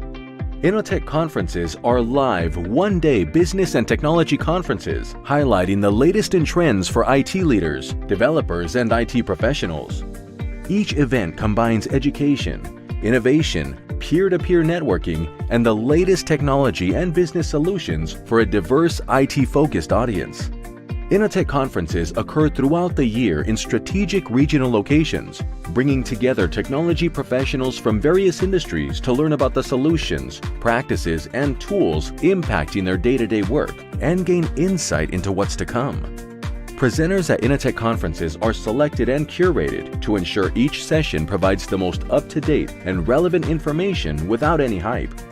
Whether you're interested in digital transformation, cybersecurity, cloud, IT leadership, or DevOps, Innotech conferences deliver. 2022 events are scheduled to be held in Austin, Dallas, Oklahoma City, Houston, and Washington, D.C. Innotech conferences are produced by Techstrong Live and powered by Techstrong Group.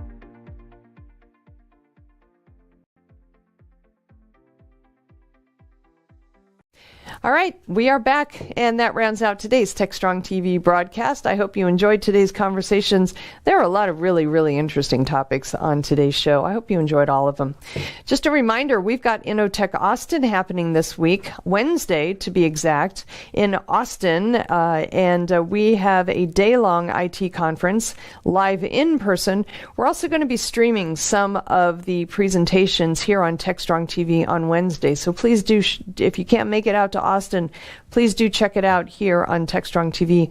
We'll also have a couple of interviews that we'll be recording during the day from some of the speakers from the event. So I'll be out there talking to everybody, and I'm really looking forward to it. Get to see my cousin while I'm out there. And we've got another one coming up in May in Dallas. So if you can't make Austin, but you are in that area, please do check out Innotech. You can go to innotechdallas.com to check out the lineup and the agenda, speaker lineup, and register. Or if you are interested in Innotech Austin, go to innotechaustin.com. Do the same thing. Check out the schedule, the speaker lineup, and register for the event. I hope to see you there. If I don't, maybe I'll see you in Dallas, but I will definitely see you here tomorrow on Techstrong TV. So until then, I hope everybody has a great day, and please, whatever you do, stay safe.